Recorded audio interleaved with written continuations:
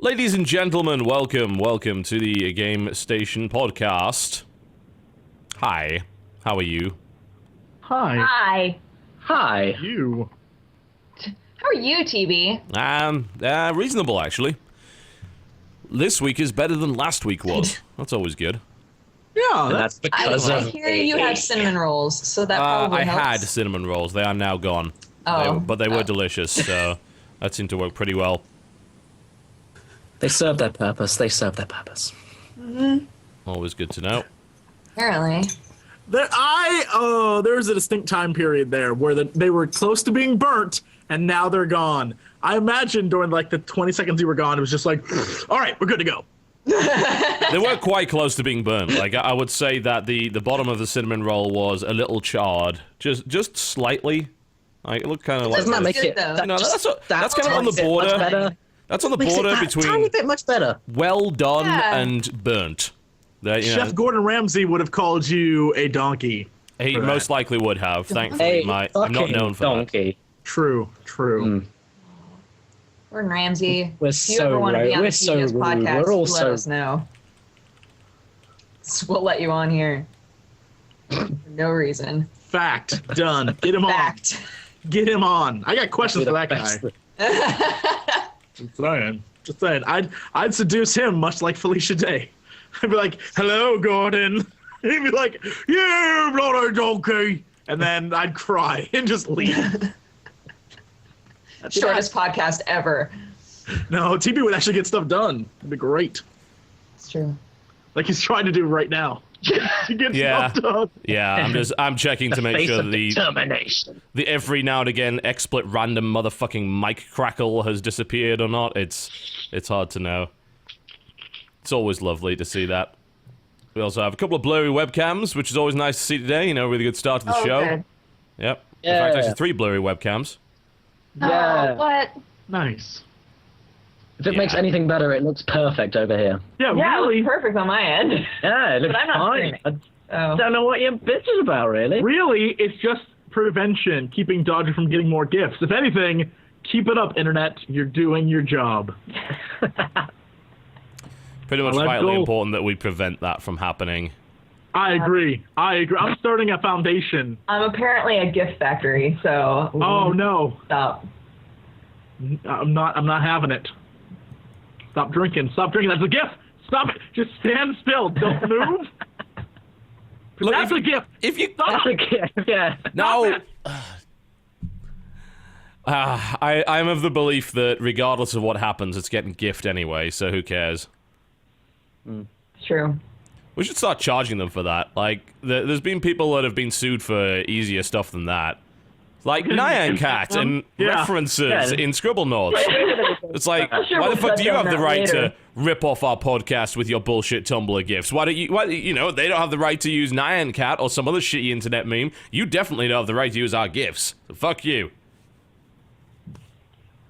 I'm gonna have to put up a I'll disclaimer help later you. in the show that says this is a joke because some people like to take that shit seriously because they're fucking I know idiots. somebody's gonna be like, TB is ruining the community. Yeah, it's like, I can't you are believe it." making legal threats. It's like, it's on Twitter. No one makes legal threats over Twitter. Come on. Or on a gaming podcast. Or if it's not in fucking writing, signed in triplicate and delivered from an official legal source, you know, like a fucking lawyer, it is not a legal threat. Shut up. I'll be making God. all legal threats over Twitter from now on. Just cause. By hobgoblin law. I have government law. This is insanity. It's not legit law. By no stretch of the imagination. Is that We'll make legit it law? legit. In Texas, it's legit law. Everything's We can make legit it. in Only Texas. in Texas. Only Like, Except Run health and exclusively safety by regulations for hobgoblin law. industry. Hey! Eh. We are very sorry for the ones that died. Fucking Yeah. Texas. too soon. I guess it's okay, because Texas has a lot of people, so they have a few spare, right? That's what we say about China. That's how we get our iPhones. We're okay with it. Jesus. They throw themselves from roofs. We're like, hey, I got the iPhone 5, so I'm good. Welcome Took a dark to turn. the Game Station podcast. Where occasionally we are totally inappropriate. Yeah. Love you. Well, I mean, we have terrible sound quality today because Skype is playing up, so, like, better make something really controversial to keep it interesting. Yeah, we'll Then we switch can over. cover it up. Like, it isn't what you thought you heard. Sound Yeah. quality was bad. Not at all. Yeah. Yeah, Send all we'll angry switch over the letters Skype host a to little bit. We might have to Caddicarus. actually do it now because I think I might have to host the call again because I think, Jesse, every time you host the call, we get some, like, quality issues. I'm not really sure why that is. You get quality issues. Everyone else is fine. Yes, but the problem is Every I'm time. the only one that needs it to be fine. No, I understand. Whatever you need to do, boss, I'm cool with it. Yeah, give me... Look, Alright, well, let's... Yeah, since we're only a couple of minutes at the show, let's fucking switch the call around and let's see if we can get this better. Because, like, let's just put it this Okay. way. Caddicarus is no longer a human being on this camera. He's just some kind of amorphous, pixelated blob. So, things are just getting worse all better the than time. most days. Alright, so we're going to take a very quick break, if you don't mind, while I switch the call over, and we'll see if that actually makes it any better. Then we can legitimately start the show. Alright, let's try that instead then, shall we? Let's see if that works any better. I don't know, I mean... Dodge is blurry as hell, but the other two of you are fine. What's the audio quality like? We like that. The audio's a lot better. There we go. That seems to be fine. Dodge, are you clearing up? It's okay. Okay. And there I you go. I just need lots of gifts of me to make Jesse upset, and everything's No. working against it right No, now. if anything, we need things to get too balance it blurry, out with just- more gifts of me. Oh, that's Laughing at you. fair. Right. No, less gifts of you, more gifts of me. Internet is better. As it shall be. Welcome to the Game Station podcast. We occasionally talk about video games. After the false intro, we do the real intro. Jesse, welcome to the show. How are you? Hi everybody, how's it going? I'm wonderful. I literally did everything there was to do this morning in Blood Dragon, completed all the map and got all the achievements and love How that long did game. it take you to do all of that? Oh, I beat the game in like 4 hours and 30 minutes, and then I went back and did everything else with the kill star, which is the final weapon you get, which is basically a throwing star you have on your wrist that fires a giant laser, and you like one-shot everyone, and it's wonderful. And I went back and did everything, and yeah, it took like an hour more. It's really, I wouldn't say more than a 6-hour game, so... Well, it's $15, right? So, it's to be expected. Also, if you bought the first or Far Cry 3, you got it for free, so it doesn't matter. I mean, it's still a wonderful... What do you mean you got it for free? No, you didn't. I had Far Cry... I did. No, not at all. I did. I did. You didn't. Are No. you sure Fucking about didn't. this? I did not pay a cent. Are you sure you weren't given a review copy and you just didn't notice? I didn't enter a code. If they gave me a review copy, God bless them. I swear to you, I didn't pay a cent. I went to the Blood Dragon thing, and on Oh, Steam hang on it a said- second. You got a graphics card recently, didn't you? No, No? I thought you got a new graphics card lately, because they were giving it away with a lot of Wait, graphics wait. cards. no, I'm telling you, I swear to God, I went to my sneaky Steam. thing. I went to my Steam, and it said you already have this. And I did. I was good because I was gonna go buy it, and it said you already have a copy of this, and I was like, You lied. I entered no code. I entered nothing. It was free because it said you own Far Cry 3. I'm not even joking, bro. I'm not even joking. I got it. this up. Did you have it on launch date, or did you have it before launch date? I did. It would not let me download it until noon on launch date. You pre-ordered this fucking thing and just didn't remember. It's as simple as that. swear to you, I didn't. No, seriously, that's the only way you're getting it. They did not give it away for free for people that own Far Cry 3. That just didn't happen. I can tell you that for a fact. Can you look There's up the your managing order director history? of Steam. Can I what? Can you Sorry? look up- Can you look up your order history? Yeah, I think so. How do I do that? Because I'm looking this up. I'm gonna prove Well, to you. don't you have like purchase confirmations from Steam come through via email? I do have that. Well, look for Blood Dragon there from coming in from Steam. I bet you just pre-ordered it when you were drunk and didn't know. Telling you, I don't. I think it knew. So That I'm this so game was excited this- to see how this all turns out. This game was. I think it knew that this game was made for me, and that we were connected. I was born to play this game, and it knew that, and it just gave me a copy. I'm Right. telling you. All right, Steam. Yep, you're gonna find this out because Yeah, I'm very we're good. curious now, and I getting to the know you're bottom of talking this. out of your ass, and I want to know No, why I'm and telling how. you. Okay. When would I have bought this? Images. Display images. I don't. The Steam order confirmation just tells you money numbers. It doesn't tell you what you actually bought. Well, You can look there it should up be- in wait a minute. Does Steam have an... that's a good point. Does Steam actually have an order history?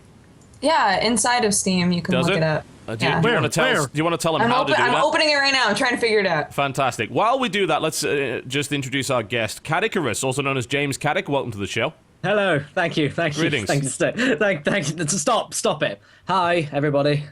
How are you doing today? It's rather... Well, it's not that late over there. It's what, 8 not, in the no, it's evening? only 8:20 in the PM, and it's Well, not too raining bad. like fuck outside, and it's not really summer, and I'm not very happy. Oh, what a big surprise. I'm sure you were Yeah. shocked by that.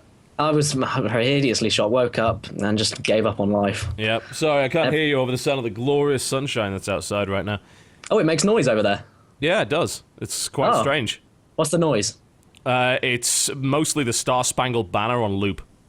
Ah, nice. That sounds nice. It gets a bit annoying after a while, if I'm totally Okay, honest. Jesse, are you ready?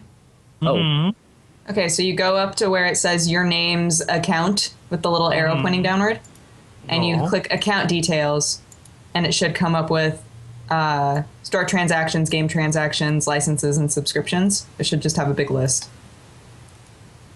And then you can just, I think you can just control F from there. Yeah, Oh, I'm gonna control F all over this thing. okay.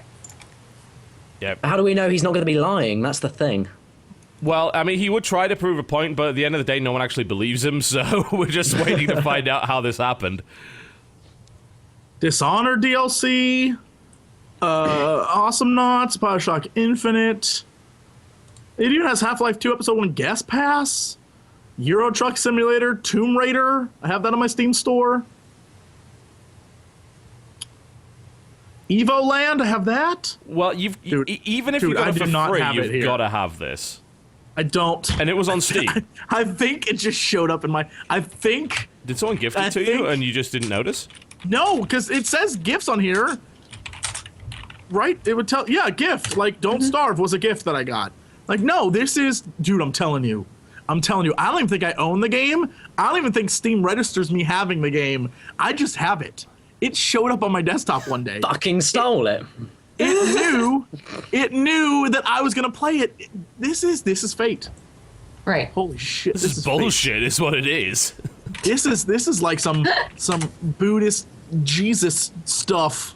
Right. It just You've been appeared, putting in your man. dues, Jesus and now Christ. it's all come back around and giving you Blood don't- Dragon. Oh, And now you're back I to don't- neutral. only something like Buddha Jesus could give you that. I don't even know what Widow happened. Christ. Even I'm Only that's concerned because seriously, I think my memory is. I think I'm losing it because you have to be right, right? You have to be right. 'Cause this, No, I mean, not here. there's no question that I'm right. There's, it's not here, TV. It's not. Now I'm worried more so. It's not here. Oh no. you got that fake knockoff Chinese version of Far Cry. Really? I didn't get Blood Dragon. I just got Far Cry 3, the Chinese version. Yeah. And then it's like, fuck it is Blood Dragon. You got Far Cry 3 Plasma Serpent. And it basically came with a cover that was like Plasma Serpent. a redrawn thing of Grand Theft Auto. That explains what I've been playing. exact- It does. Yeah, that's. Sounds I thought legitimate. your Let's Play was a little bit weird beyond your usual incompetence, but turns out you were just playing the wrong game. There you go. Who knew? Dodger, did. welcome to the show. Hi! It's great to be here, and I'm glad that we got all of that settled and we know that Jesse is I was actually going to just a say, forgot. crazy person.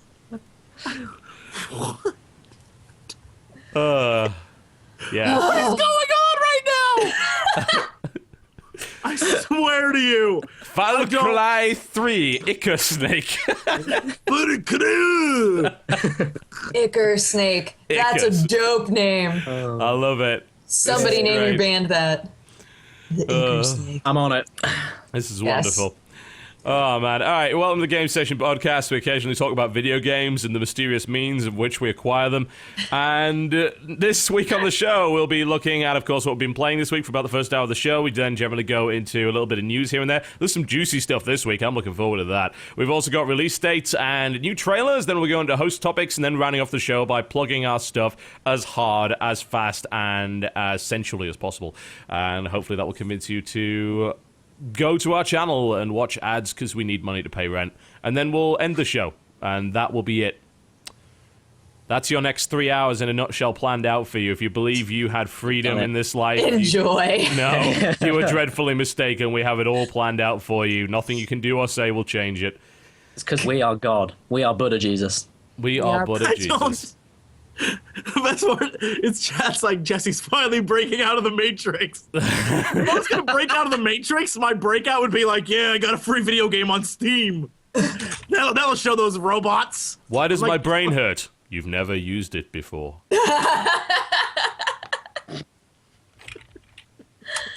Oh no. Yes. All right, welcome to the Game Station Podcast. Let's talk about what we've been playing this week. Why don't we start with Dodger? What have you been playing this week? What's been going on? I finally took your advice and got a Vita because Soul Sacrifice came out. Yep. And I was like, I want to play this game so badly. And I had said before, all right, depending on how badly I want to play Soul Sacrifice, I might just buy a Vita to play Soul Sacrifice. So I went to this place called Game Dude, which is this awesome warehouse in Burbank. Game Dude? Really? Yeah, it's called Game Dude, and it's just this big warehouse. And I went in there, and all of the people that work there know way too much about video games. I was like, oh my goodness. That's good. a nice change from every other game. Yeah, It was that- amazing. Yeah, game shops in the UK. the girl that helped me, any game that you would point out, she knew everything about it and was knew like all me of the when I games that were used to work a associated with game. it. It blew my mind. But I asked if they had a used Vita, and she was like, oh yeah, we have one, and I think it's in really good condition. And I was like, dope, I want it. And then I also bought Soul Sacrifice, and she tried really hard to get me to buy Persona 4 Golden, but I had already spent so much money. But you guys, She was, I might point out, absolutely right, by the way. I know. So I've heard from you and many others. Fucking, that game sucked up, 60, 70 hours of my life, and I'm happy for it. What are you doing, Jesse? I have a question. Yes. Oh, that's what you were doing. Why did you drive to Burbank to get that? No, I was Did you just hanging out with order a friend online? in Burbank. Oh. Yeah, and then she and her boyfriend and I were playing Mega Man, and then he was like, oh my gosh, I really want to go to Game Dude. Do you guys want to go to Game Dude? And of course, my reaction was, Game Dude is an awful name for any sort of a place. But it turned out that it was this dope warehouse filled with games. It sounds like if a bunch of hipsters wanted to make a guess what we're gonna call our store? Game Dude. We're going to call it Game Dude? It's going to be our good star. Yeah. Hopefully it lives up to being awesome, or else they're just asking to be burnt down by angry. Everybody's like, I'm expecting a lot out of you, Game Dude. Do not let me down. Do not fuck this up. You had one job. I can say with complete certainty that I far prefer using the Vita to using the 3DS. Like, Thank you. Why? What? I don't know. It's like I like the size of the screen, and I like the buttons a lot better. I don't know. I think the size of it just makes a lot more sense. And Well, I mean, it's a slightly bigger PSP, right? yeah, Dual analog sticks. That's all. That's Yes, all. yes. We got That- that. dual analog sticks is It really is very nice. hard to argue against that once you've used dual analog sticks in a handheld, because that is not the kind of thing that you really have access to. The 3DS XL doesn't even have the circle pad attachment, does it? Because it doesn't fit. I'm pretty sure. I thought they were going to make another one. I'm not sure if they Circle have Pad though. Pro thing. Yeah, exactly. Yeah, a friend of mine bought the Circle Pad Pro for his like normal size 3DS, and he was like, "This is actually really nice. It makes it a Yes. good size. It makes it a lot easier to use." It's good. But yeah, they don't have one for the XL version, so it's like, yeah. And Soul Sacrifice is dope. I can't stop playing that game. It's so much fun, and I was playing it in the doctor's office for a while the other day, and it was weird because there was a little kid who was watching me play it, and I was like, this game might be a little weird for you, child. It's a little strange. Like, here's the harpy. Yeah, go and have a look at that. She's a beautiful, beautiful girl. Good Jesus. Oh my God. gosh, all of the monsters, the monster design is so interesting. I think it's great, and I keep trying to mess up the timeline. I keep trying to do things that maybe the game doesn't want me to do. Did you get to the greedy sorcerer yet? I'm on him right now. Yeah, I and horribly keep trying murdered him after the first mission because he's a dick. That's what I keep trying to do. I keep trying to sacrifice him, and then I wind up in scenarios where like I needed him and then I die. Yeah, you- I'm like, no. Well, I mean, there are points where you just can't go on without him in that particular line of the story, but there are things where you can fuck around with in the timeline that actually will progress. I just ran into one where basically because I was too good, I was too nice a person, they're sending fucking assassins after me now, and it's got separate missions and shit, Makes sense. which is cool Okay. as hell. Yeah, because I keep saving too many people, and they're like, we need to get rid of you because sorcerers are supposed to sacrifice all these you're dudes, and I'm supposed like, to- but then they join my team and they're all powerful and it's fun. Yeah, pretty What, much. Jesse? So TB was like, hey, yeah, no, we probably shouldn't have that little kid look at the harpy. And in my mind, I was like, I'm gonna see a hot harpy. So I type in, No, "Soul you are sacrifice not. harpy." I was like, what am I looking at? They are not. I was expecting sort of slutty, wowish harpies. That are Oh, like no, feathers no, and no, no, food. no. No. No, yeah. that's not what I got. Bear in I am mind- horrified. Each of the monsters has Basically a squished a Twinkie backstory. with legs and wings. Yeah. It's not a pretty thing. Yeah, at all. each of the monsters has a backstory, and some of it's like 7 or 8 pages long of backstory to explain why this monster exists. The harpy story is pretty, yeah. Yeah. It's not nice. A lot of them aren't. Some of them are tragic, and some of them are just. Yeah. The Yeah. one about the cats is actually a bit tragic.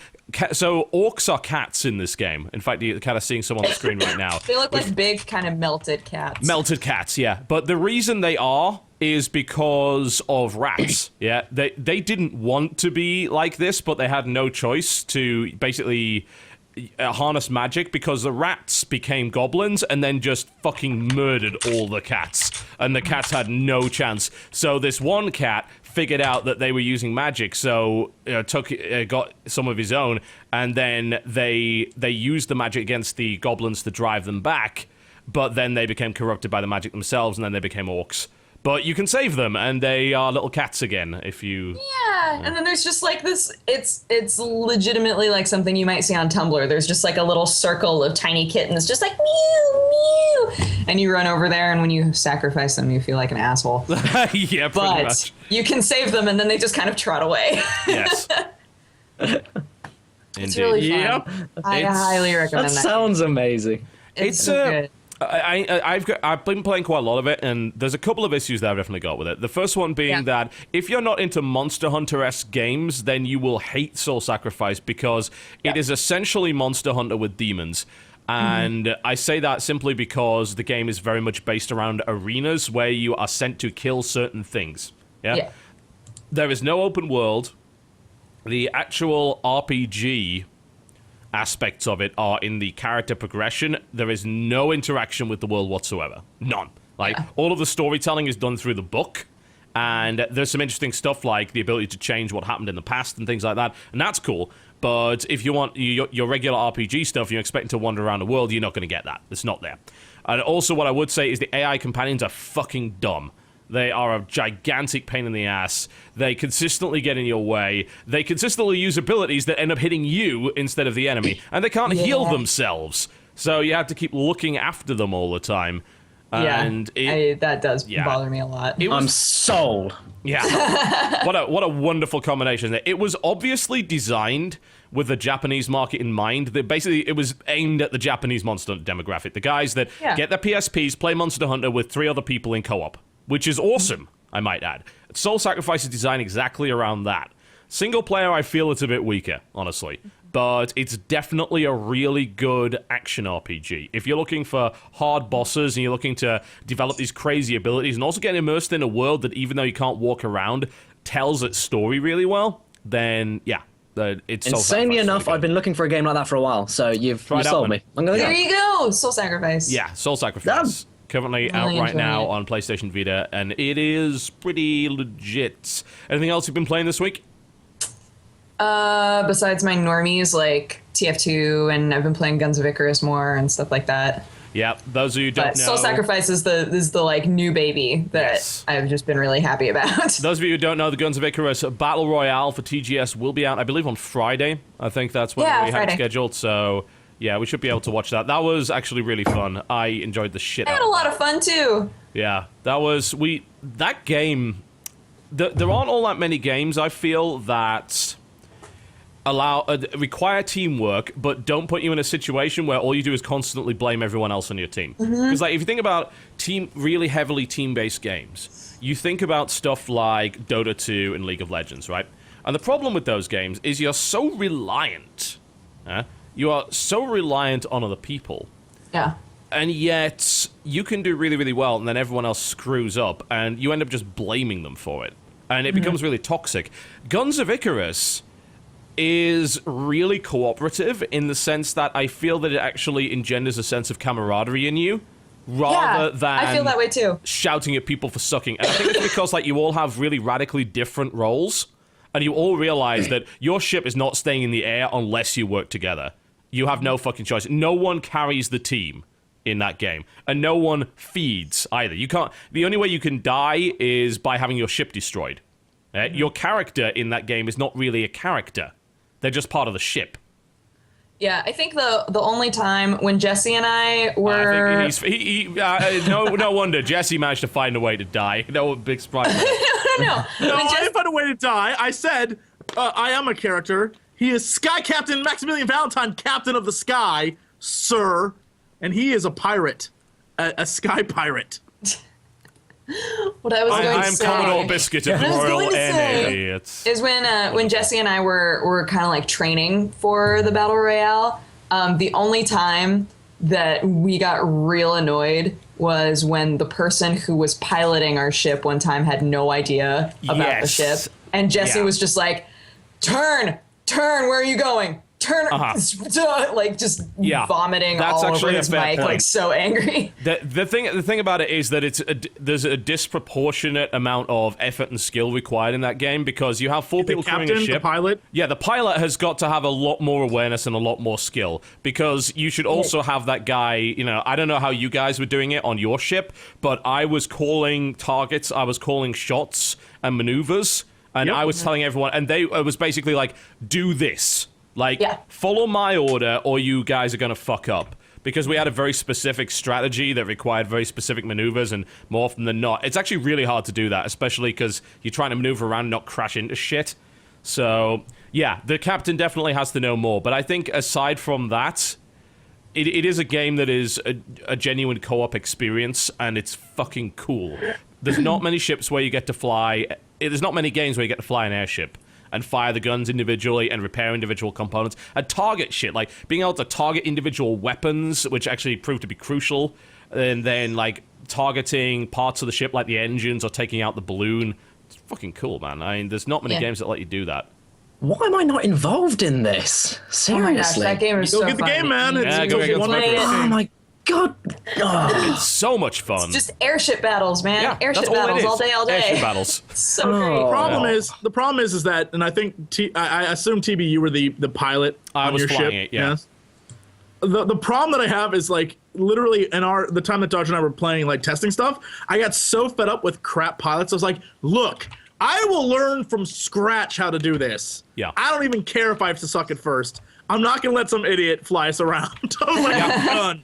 If the only one idiot's gonna fly us around, that's gonna be me. I'm like, it's not happening. A bad pilot can really ruin the experience, which is a similar experience. Like stuff like Natural Selection 2 has the same problem. Like a bad commander there can fuck you over as well. But I think that in this case, you can get really fucked over by a bad pilot, way more so than in any other game. And as far as I'm concerned, I don't think the game has a way of like mutinying against the pilot. I think you're pretty much stuck with him.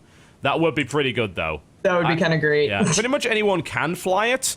But if you select the pilot role, you have 3 abilities that you can use instead of 1, so you've got more choice. If I recall correctly, Jesse, did you have that smog cloud? Because I'm pretty sure you fucking wrecked our ship at one point with it. I don't want to spoil the result, obviously, but we ran right into that, and our whole thing went to hell. It was nasty. The thing that the big deal, and this is something that is really great, is not only, and this is something you'll see in the video from both our perspectives, definitely, is not only does working with your crew, not only is that important, but working with every other captain that's on your team. Yeah. If you don't do is that, you're so effed. crucial. Yeah, And so that's a big thing that you need to focus It's on. just Yeah, like real life, We but in the sky. communicated. Yeah, that's very true. We communicate in text because obviously that we had it was the battle royale again. I don't want to spoil it, but it's 2-on-2. We have one dev airship on each side, and then our airships, and we're kind of leading.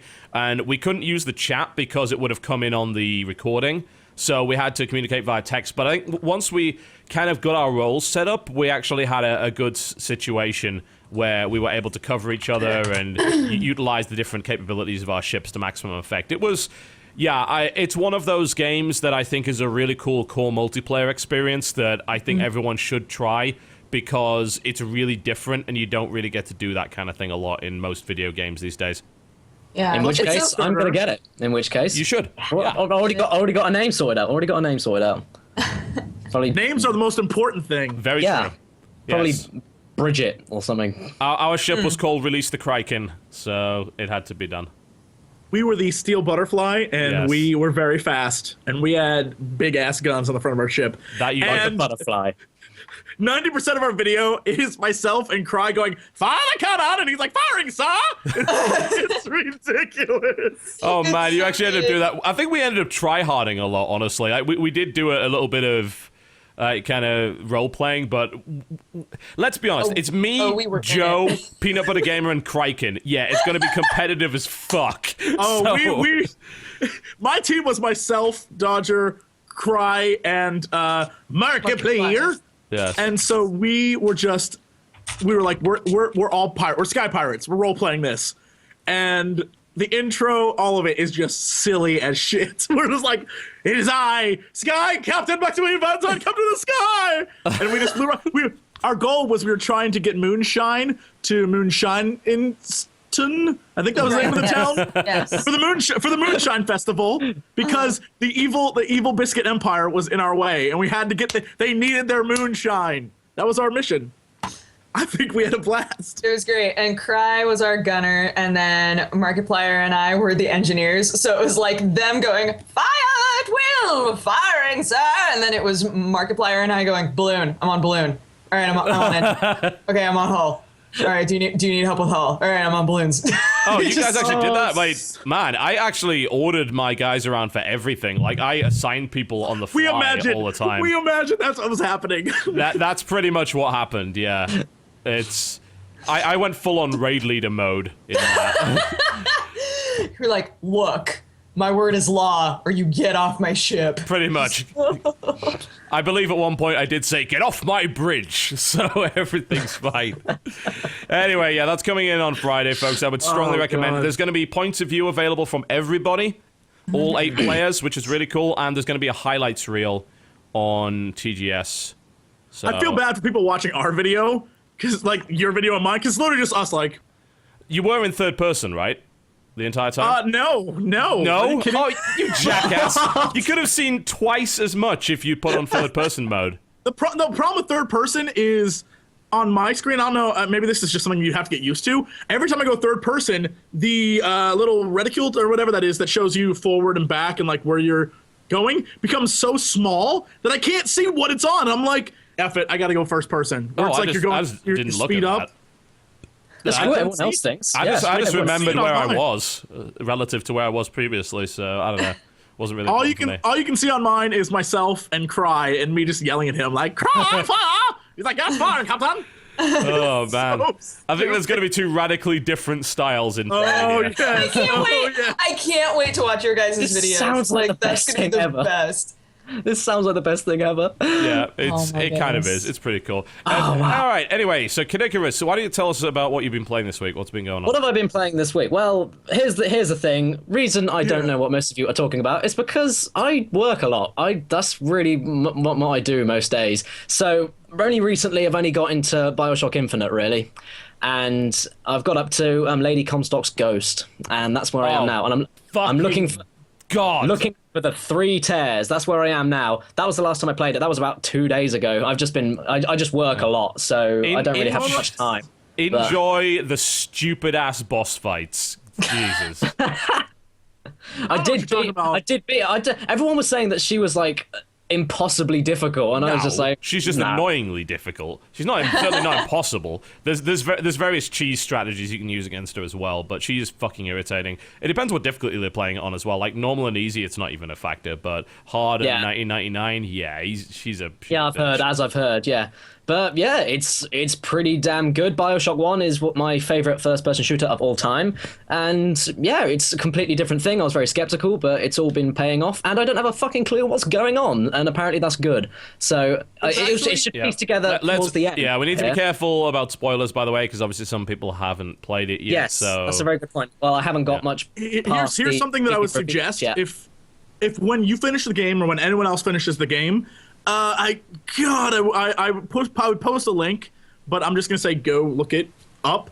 But someone made 3 comics, like legit comics, explaining the entire plot of the game from before the game starts to well after the game is over, explaining the entire storyline. Oh wow, it's so really handy. cool. So in like artsy form, and then lots of text, it explains what's happening in a way that's really simple to understand. So if you don't know, it sums it up like that, and you're like, "Gotcha, thank you." And I get it, it's not one of those things. Yeah, it's not one of those things where it's like it can be interpreted multiple ways. Like, no, there's one way to interpret that. That's what everyone keeps saying. They're like, Yeah, "Oh no, there is. it's however the player interprets everything." No, and that's bullshit. there is blatantly one way that game was supposed to be, and it's as simple as that. They told the story in a very specific way, and either you get it or you don't get it. So At the moment, it was from the second I was in was it Finktown? Was it Finktown? Where possibly if we're gonna do spoilers, please hold we're gonna the spoiler spoiler? finger do up. that. Yep. Yeah, say that. Yep. Say that. Spoiler Yeah, Say that. Keep it up until you finish your spoiler. If you're gonna talk, I was about in story. there, and then I open up a tear, and in that tear, I hear Fortunate Son playing in the background. That's where I got confused, because I thought tears were a gateway to another reality and not another Finger up. time. Finger. Keep the finger up. There we go. Yeah, I didn't really know if it was another time or another reality. Well, And that's- early in the game, I think it sets it up pretty well that when the very first tear she opens is to, I don't remember what song. Maybe they're playing "Girls Just Want to Have Fun," or they're playing something where it's future Paris, where not only is it the future, but it's also the title of the different movie reality. that is playing. Yes, it is was Revenge of the Jedi. Yeah. And everyone was like, "Well, Revenge of the Jedi is what it originally was called." It's like, yes, but this is a released movie called Yes. Revenge of the Jedi, so it's a different reality and in the future. Yeah, So- where they chose it to be Revenge okay, of the that's Jedi, all right then. so, I didn't know if it was one or the other, but it's kind of both, Yeah, sort. it is both. Yeah. It's alternate dimensions, alternate timelines. So there's the whole. Yeah, I actually have to be careful about what I spoil here because you haven't finished the fucking game yet. But yeah, it's very much alternate dimensions, alternate timelines. As long as it kind of pieces itself all together at the end, I'm happy with that. Which so. is what honestly explains all of the weird alternate reality versions of certain songs as well, because one of the characters in the game steals those songs, uses the tears to steal the songs, and actually remakes them and sells them. So it's like That's such a cool interdimensional idea. fucking That's so piracy. That's what it is. That is such a cool idea. He is the Colombian Napster. That's what he is. So Perfect. yeah. All right, As fingers such, he is down, the no biggest more villain. talk. Fingers Okay. down. Okay, no Meow. more Bioshock talk. There we go. What else have you been playing? Oh, have you even had time?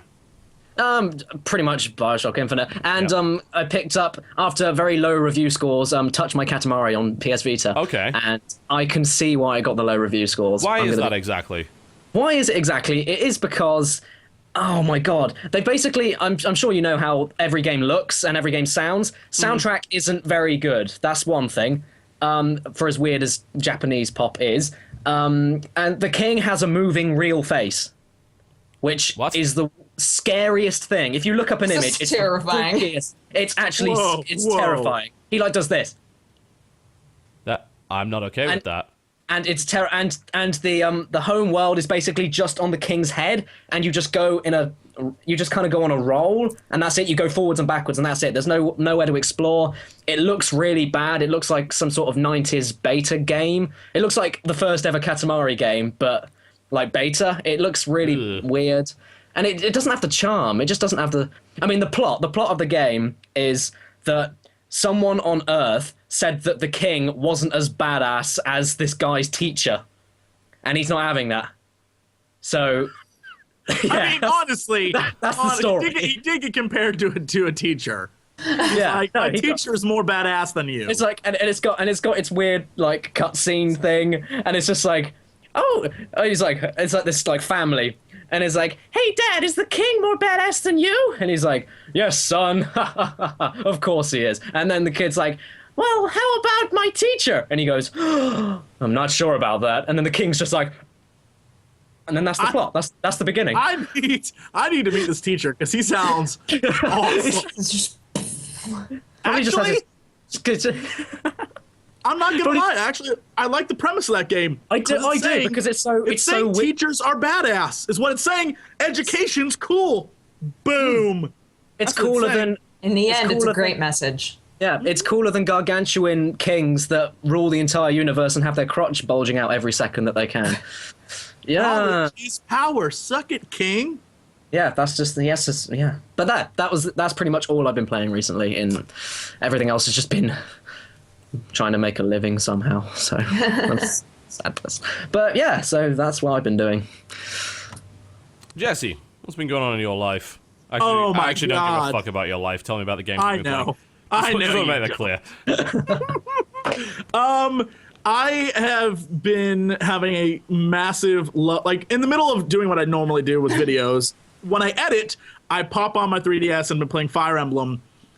I should not have done what I did in selecting how to play that game because now every battle is like 5 hours long and it's like, okay, no one can die. Did no you? One, Are you playing it on hard? Because I'm playing it on hard and hard. classic mode. If they die, they're dead forever. Yes. It is the worst, single most stressful experience of my life because these characters, I'm like, you're friends with each other now. Your hearts have increased, and I've gone to the barracks with you, and we're buddies. And then there's this one girl who I can't remember her name. She rides a Pegasus, and she has that damn spear. She's consistently, she's consistently really. She's not got a lot of confidence, really. Yes, that girl. She's like, and she always always stumbles. thinks She's the she's girl. bad. Whenever she walks in the room, she falls over. Yeah. Right. She's that. Yeah. And she loves Crom. She's like, I love him so much. Well, needless to say, she gets if there's any archer within 1,000 feet of her, it's like an instant death. So anytime she's on the battlefield and I see an archer, I'm like, fly to the hills, and I fly her away. It's the worst. Because now I know what everyone's good against and what they're bad against. And if I see that person, I'm just like, oh, shit, this is going to be intense. Well, you've also got to be really careful about leveling up your characters as well, because if you don't, then those guys are just going to die horribly. Did you get the kid from the village? The side mission for him? I don't know if I've done that yet. The only kids I have are the two little girls. The one who reminds me of a My I Little think you Pony missed this character. entirely then.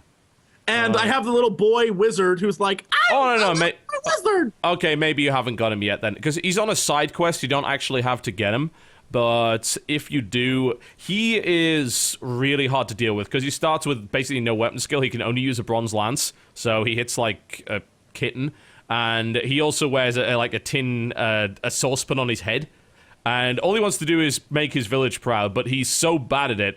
But if you keep leveling him up, he has this like 20% chance to gain one of every stat every level. So if you level that motherfucker up, he becomes a beast. But you've got to do it properly because he has really low HP, and everyone always goes for him in combat because they'll always go for the weakest guy. There's a really great feature that I didn't realize that I think is kind of funny. It's those little boxes. Because I was like, where can I level up at? Like, there's nowhere to level up in this game. And then I realized you have to go buy a box that summons a monster that puts them on different places in the map, which then you go and you can fight them there. You don't really have to do that. Like, it's usually there's battles everywhere. Like, maybe you're just not far enough in the game yet, but there's like fucking battles everywhere. There's also the DLC battles. I know some of those are free as well, so there's actually a shitload of DLC maps for that game. By the time I got to that first arena, when you fight for the one con or whatever they are against the other con, and you have to fight in the arena. By the time I hit there, I was like level 8, and I think it's like the 4th battle. I was like, I do not even care. I'm not dying. No one will die today. Oh yes, I waste tons of time on that game. I restart a lot. Yeah. I am not losing a single. This is the kind of game where if I do lose someone, I will just throw the game on the ground and just not play it for months. Yeah. I am that invested. Yeah, I had a similar problem with it, actually. I'm taking a break from it right now because of that, but it is rewarding as fuck when you figure it out. It's like, it's more of a puzzle game than anything else at that difficulty level, because if you don't make precisely the right moves, then you are absolutely boned. But is your knight as much of a complete beast as mine is? Because, my god, he can take on an entire army and does not give a fuck. I can't remember his... Falkirk? I don't remember his name. The guy who starts with the silver lance on the horse, yes? Yeah, That's what you're talking about? Yeah. I can't remember his name. I think the point of him is he does massive damage and all this stuff, but he levels up really slowly. So all I do is I just send him into a million guys, and I'm like, come at me, bros. And he just one-shots everyone and levels up. I'm like, that's how that works. Frederick, that's it. Yeah. Oh, what an amazing character. He's awesome. Yes, fact. I love the fact it's annoying that I can't remember the names of most of the characters, but I can remember their traits. Like, that guy is very loyal, very dutiful, but to the point of nausea. As you gain friendship with him, you have to constantly tell him you don't have to clean up the fucking campsite. You don't have to pick up pebbles in front of me because I might trip over them. That's dumb.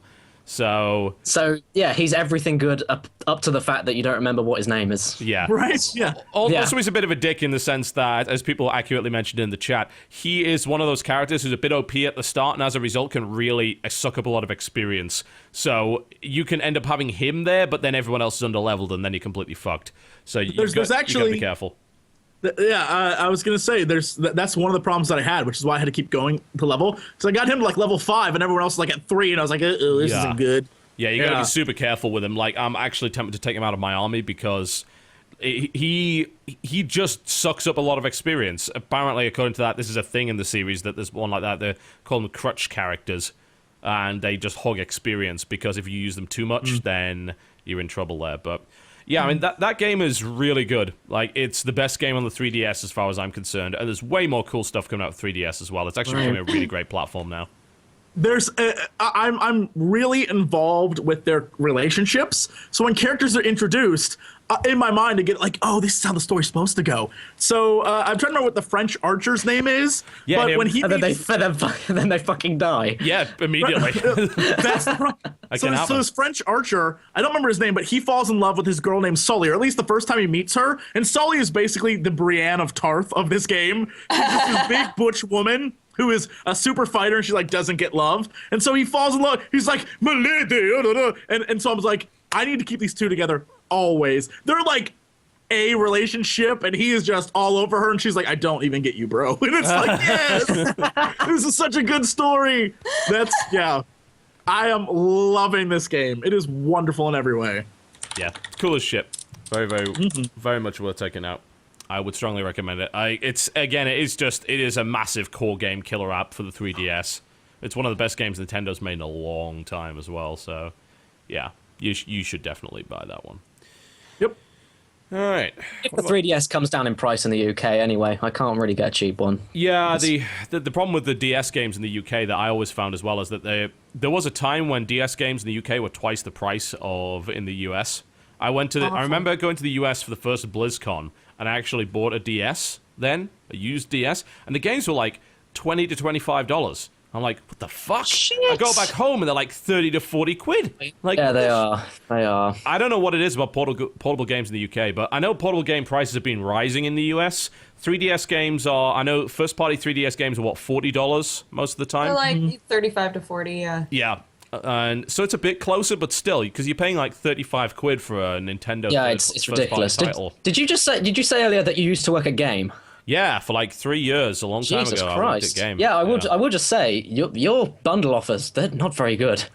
No, they weren't. I mean, I will not say a good word about that fucking company. No, literally, it's like you want to buy like this was like I went to out of town last week and I was looking for a 3DS and it was like 190 quid for 3DS and a Mario game of your choice. That was it. That must have been an XL, surely. It might have been. I don't know. I wasn't looking. I just saw the price. I was like, "Fuck off!" I'll go check it out now. Actually, game.co. You look.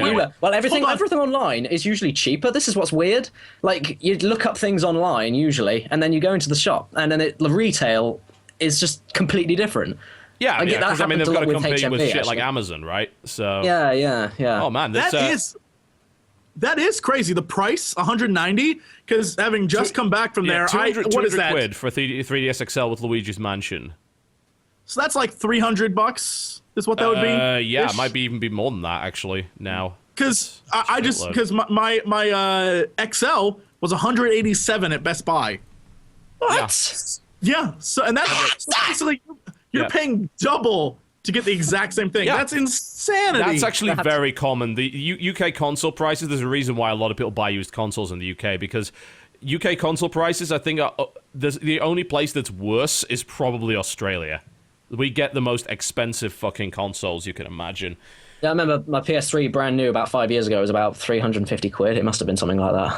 And that was a lot. Yeah, that's nuts. There's a man. limited edition Pikachu 3DS XL, which is actually 200 quid, and it doesn't. I don't think it even comes with anything. What the fuck? How are you supposed to play with it then? It doesn't. Yeah, it does not come with anything. Although we only have red and blue here, so either you're a Crip or a Blood. Those are the only choices you get. I was looking for. I'm not even joking. I was looking for the big hot pink one, the giant hot pink one. I was gonna be like, "What up, haters?" But they didn't even have that. It was like, "Look, you're either red or blue. Deal with it." Everyone probably had the same idea you had, and they probably just did it before you did. That's. Oh, I guarantee. Oh, I'm in LA. There's plenty of hipsters who already figured that out. Like, I'm gonna get the pink one, and I'm gonna wear it with my pink shirt and my khaki jeans. I'm gonna get the chain, wear it around my neck. I'm a nerd. Yeah. Some people are actually claiming 3DS XL is 130 quid on Amazon. That's not actually true. It's 150. Oh, no. No, there is. They actually have one 3DS XL, they're claiming anyway, for 130 quid. And then for some reason, the blue-black one is 20 quid more. What? What? This looks like a pricing mistake, honestly. Like, did you say the black one? Did you say the black one was 20 quid more? The blue-black color combination or the silver-black combination is 20 quid more than the red-black combination. Oh, there's a silver, man. I have a stupid red one. I have a red one of those, but a turquoise one of those. That's, yeah, I mean, you can go all the way up to, like, the Monster Hunter Black Limited Edition, which is, like, 216 quid, but, yeah, anyway. So I'm just waiting on that front, to be honest, yeah. Yeah, that is that. I mean, if it's worth it, then by all means, I'll go and get it right now. I'll fucking leave this podcast and go and get it, but is it worth it? Don't just say it is. XL? I would say yes. I think now 3DS XLs are really good. They are definitely in every respect better than the original 3DS. They're way more comfortable to use as well. The 3DS actually gave me hand cramps because it was too small. And it was quite small. Yeah, the XL's much better. The screen's a lot better. The battery life is much better as well. It's also a more durable machine as far as I'm concerned. So it's well worth it. Cool. I'm off. See you later. All right, bye. Peace out. Right. Oh, the pink and white one is on Amazon for $202. Oh, I got ripped off. Best Buy, you suck. You're the worst. It wasn't the Best Buy, really, was it? No, it never is. If you ever go there, it never It's not is. the Best Buy, no. Never. No. The store's just convenient. Yeah, I went to Best Buy at one point because I was desperate to find an SLI cable and thought there's a shot in the dark that'll have an SLI cable, right? Go in there, the people at Geek Squad don't even know what one is. Like, oh, Jesus. Oh, like, I am sorry. You need to go to Game Dude. And burn. Yeah, man, I should have gone to Game Dude. What's wrong with it? We've given them so much free advertising, it's not even funny. That's actually one of the amazing things about living in LA is all the little tiny game shops, which I thought were dead. I mean, they pretty much are in the rest of the country. But the other day I was driving past one, and it was in, I don't know, maybe just a little outside Koreatown. It has it's called World 8. And it has the sign is a giant Mario's fire flower. Okay. And I was like, the fudge! And it's this little tiny shop, but I was blown away. I was like, I need to go in there one day. They're everywhere. They're everywhere. It's because the little tiny shops, they're made by true people that really want to get their business out, aren't they? Yeah. So they're so much more, they're more compact, but there's so much more in that than there is in big. Yeah. They'll have stuff like the Saturn games that you have in your background. Do you have anything cool in that collection behind you? Saturn-wise? Not really. It's all kind of sports games and fighting games and all that. Some things really look interesting. Clockwork Knight. Clockwork Knight actually sucks ass. It's really bad. I have about 120 Saturn games, including some of the rare ones. Clockwork Knight's really bad. Go through the list. I'll tell you if there's any good shit in there. Okay, here we go. This is going to be embarrassing. All right. Actua Golf. I just got this massive Actua box. Golf. Oh, Yes, God. I got All right, this is going to go massive- well. This is going to go very well. I got this massive box, and it was really, really cheap. It was like 20 quid. And I was just like, oh, why not? All right, Okay, okay. let's go. Andretti Racing, that's one of them. Athlete Kings. Fucking Athlete Kings. That is a game that will break your controllers. It's one of those like track and field ones. Athlete fuck. Kings is actually fun with friends. It's not bad. Command and Conquer. It was a decent version. It wasn't that great. Yeah, I hear that. It's like Tomb Raider on this wasn't very good and all Well, that I mean, stuff. what can you do with Command and Conquer with a D-pad controller, right? Not that Yeah, much. it's I a actually bit did beat it on Saturn, though. I shit you not. It's doable. Dark Savior. Dark Savior. That's actually fairly rare. Is if it I really? recall correctly. Yeah, Dark Savior is fairly rare. That's actually pretty cool. Yeah, I got that on purpose. Yeah, it's a weird isometric RPG where like the first 20 minutes of the game radically changes the plot of the rest of it, depending on how Really? fast you get through it. It's Wow. pretty, For the it's Saturn pretty nuts. ages. Yeah, for the Saturn. It's yeah, it was really strange in that way. But yeah, it starts like it starts 3 parallel timelines based on how quickly you get through the first segment, and then there's 2 more splits after that. It's Jeez. pretty nuts. Like, I would recommend it. Like, it's got the combat's not that great, but like as an action RPG with some weird shit in it, it's actually pretty cool. Awesome. What else we got here? Daytona USA, FIFA Yeah. 97. Classic. Fighting Vipers. That sounds Fighting amazing. Vipers. Yeah. Oh, that was really not great. It was a 3D fighting game. It was pretty terrible. It's like a really bad version of Toshinden. Sega Sports International Victory Goal. That's just a mish of just Yeah, words. that's just definitely words. a no. What else you got? Magic Carpet. Magic fucking Carpet. Better on PC. Yeah. And for whatever reason, it's the thickest out of all of Yes, them. it is the thickest. Yeah, there's a couple of games like that. Like Darklight Chronicle, I think, was one of them, and Darklight Conflict, sorry, and then Space Hulk. They were big, huge. What else you got? NBA Jam Extreme. Yeah. The Need for Speed. Yes, and they just call it The Need for Speed. The 'cause it Need was like for the first Speed, yes. one. Yeah. Where are we? PGA Tour 97, bitch. Yeah. Resident Nice. Evil 1, which Yeah. I already have on PS1. Yeah. Sega Worldwide Soccer 97. I've got lots of things from 97. That was my first Saturn game, actually, Sega Worldwide Was it Soccer. really? Came through with my Saturn. It has hilariously bad commentary. I would strongly recommend playing it for Oh that. god. Oh no, Actua Soccer has hilariously bad commentary. That's yeah. weird. SWWS 98, something to do with football, I guess, or soccer, whatever. Soviet Strike, another thick one. Yeah, that was alright. Striker 96. There's a lot of fucking football games in this. Yeah, I know, this is crazy. I didn't even know. Virtua Fighter Remix. And Virtua Fighter 2. And, Classic. oh my god. Oh my... WWF in your house. In your house. Nice, nice. This? Was that version Oh two? my god, wait a minute. Was that version? Yeah, you've got to bring that one out. Is that a 2D What is the version? 'Cause year? Oh my god, everything's falling off. In your That's- house. What's the year release? Year release, where is it? Oh, please tell that me we the got three- Macho Man 96, Randy Savage. 96. Oh, that was the 2D version. That one was actually fucking awesome. That was like, Hulk I think that Hogan. was like the one game before they went like Warzone and Attitude, which were the really bad initial 3D ones. There No, goes no, the no. neighbor. 96, Hulk Hogan was part of WCW, so that can't be true. So this had to have been Stone Cold Steve Austin, Yes. maybe The Rock, I've got maybe a The list of Rock, people on the back. I've got a list of The people on the back. Undertaker. Don't know if you I can see The any. Undertaker. I see the Undertaker's there. Undertaker, yeah.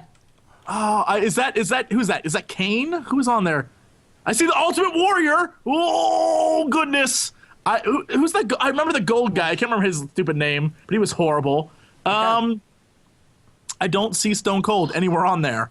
I am I wonder thoroughly what's going disappointed. on with I guess it's kind of like one of those wrestling things now. where it's like, here's some of it, but you need to finish it to see the rest. Gold Dust. Gold Dust is his Goldust. name. That's right. That's right. God, this sounds no, so. This sounds. British complete- Bulldog is in this game. I just want to point this out. Yes. This That sounds. was This Rey does Mysterio sound. Jr. Rey Mysterio Jr. was part of WCW '96. Hold the phone.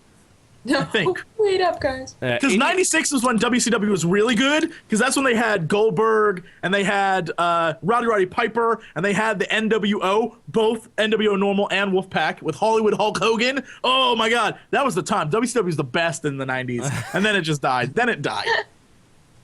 I will say that this does sound like the gayest thing ever. 10 body slamming, it's mat pounding, not. suplex serving, ring wrecking superstars. Oh Nope. dear. Ain't nothing gay about professional wrestling. It is the best. In your house is a 10-man wrecking crew, and they've got your address. Oh, that's such a good tagline. That's Perfect. fucking brilliant. Chris Jericho, break the wall down. Oh my god, Jericho. I used to have the biggest crush on him when I was younger. My Jericho friend is so Mike Putney pretty. loved him, and we used to call him a Sorry, weenie for enough. liking Chris Jericho, because no one liked Chris Jericho. No, he was a dick. No, he was What like, a dick. he was the pretty dumb dude. Like, Pretty dumb. dude. Asshole. He was an asshole who stole the title from Goldberg, who deserved it. Goldberg, I was there live when he suplexed that giant guy, whatever his name was. It was so cool. what? I'm so jelly. One The day. 90s, man. The 90s, when it was okay to be That a was the huge peak. fan. Yeah. Yeah. Yep. And then you were Alright. just like, I can't do this anymore. Moving away from wrestling. Yeah, so we'll round up, but I need to talk about what I've been playing this week, don't I? And then we'll go to a quick break, and then we can come back. We've got to stick with the format. I think of there's what always have I- good. There's one thing I will say that I've just started playing Metro Last Light, but I can't tell you a fucking thing about it because I'm under embargo. I was about to Sorry. say, I didn't think we could talk about that. No, we can't. We cannot. But the embargo lifts on Monday, so we'll be talking about it then. But I can say that we've been playing it, but that we can't talk about it, which is unfortunate. Can you say if it's scurry or not? I can't say a damn thing. Not a thing.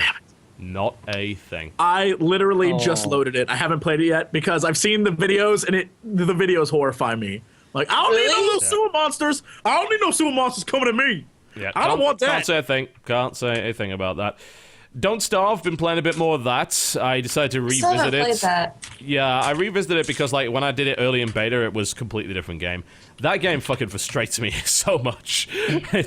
I guess I want more time to play it. Jen's actually been playing it way more than I have, and she's, as a result of having more time than me, has managed to get much further in the game than I have. But I started that video, and I was right next to a thing called Maxwell's Door, and apparently that starts an adventure mode. Yeah, this actual kind of campaign mode in the game. And then 2 minutes later, I forgot to put my fire up quickly enough, and I was instantly eaten by a monster in the dark. And that Aw. ended my game because the game has Aw. permadeath. I was like, you fucking kidding me. But that's how it went, and that made me very sad. That's kind of the problem with the game as well, is that you can have really bad starts, you can have really good starts to the game, and it's because it's randomized in such a way, it's hard to really determine what's going to happen to you there. Sometimes, like, there's a time where you're just like, look, this is just not worth it, let's restart the game. But, again, I wish I had time. The thing is, it's one of those few games which is actually a survival game, which is cool. I like that a lot. I think that there are very few games that truly do the survival thing, and Don't Starve proves that, yeah, you can do that. You can have a pure survival game with shitty combat, but it's because it's all about survival and it's got that permadeath element to it, it's actually pretty cool. It's funny because like- whenever you stick survival in any game, it doesn't even have to be survival horror, but if you stick survival in any game, it just makes it so much scarier. Because it's like You're right, There's more to yeah. lose. you've got to survive. It's still not just you play through and jump over this armadillo. No, you got to survive. If you like those types of games, there's a really cool roguelike that we just played the other day for the green light that's called Cardinal Quest 2. Yes. It is super. It's imagine it's a top down. You can pick like a fighter or a knight or a mage or all these different classes, or a thief or a ranger. But I can't hear the word mage without thinking of Dungeons and Dragons, the movie. well, I mean, it's pretty much that. And it looks like Zelda. You even have the top parts where it has the little rooms, so it shows you the progression through the thing. Yeah. And all the worlds are connected, but the way it works is when you move, all the enemies in the world move one space in reaction. Yeah. So if you move three spaces, they move three that's spaces. roguelike. React. Yeah, that's Right? roguelikes in a nutshell do that. Roguelikes are technically turn-based, but the thing is you can move Right. at whatever speed you want, but the monsters will then move in response to you. And so as you get close to the monsters, they try to tactically maneuver around you. You have to do the same to them before you attack them. So if you go head on, there's a chance they can block. If they surround you, you do less damage. They do way more damage. Nice. And so, all right. and you have different abilities and spells. It's really simplistic graphically, but gameplay-wise, we were blown away. It's really fun and really hard. And they have normal mode, which gives you 1 extra life. So if you die, you get to respawn. And then they have like a hard mode, and they have like a super hard mode. Enemies are way harder. You get no respawns or anything, and it's just Never like ever enjoy. play hard mode and roguelike. It will just destroy you. Why is that? Oh, yeah. I thought Cardinal Quest actually made it to Steam. Was Oh, it? this is Cardinal Quest 2. I don't know if it's on Steam yet. I don't think it is. The original Cardinal Quest never made it, because I'm pretty sure that was actually an iOS game originally. But I must be thinking of something else, because Cardinal Quest apparently never made it to Steam. Yeah, this one, it looks like you'd be like, oh, you know, it's just 8-bit and silly. But the gameplay, the music, the way, like, the mechanics behind it are astoundingly cool. And I was like, this game... Oh, wow. Yeah, It's you like have to be really extreme smart about it. chess. Kind of. That's pretty much what it is every move you make, everyone else on the map is making a move to counter the move you just made. And so if you do really easy, you can That's run up to smart. guys and just start killing them really quick. But the further you get in the game, it gets more tactical. So at one point, even on easy, we entered this house. We walk in, there's an ogre there, and I'm like, oh, let's back up. We back up, and the ogre's like on our butt. And the minute we stopped, he just one-shot us. And we were like, well, that was a mistake. So you have to be real smart about how you do stuff and like sneak around things, and it's kind of awesome. Also, sounds if you're interesting. if you're a ranger or a hunter or whatever, you get a dog, and it's the derpiest, silliest looking dog Yes, ever. perfect. His eyes are like, Every I'm a dog. dog. Aw. It's wonderful. So I think you can get it on Desura right now. So if you have Desura, you can get it there. It may be on GOG, I do not know. But I know if you go to Desura, you can get it there on the cheapies. And it's really cool. So look into that. It's kind of awesome. I should have a look at that. It would be, if that's enjoyable, I would like to back that on Greenlight as well. Speaking of Greenlight success, of course, Papers, Please got greenlit, man. That's pretty awesome. So happy Yeah, about it that. did. Totally deserves it, without question.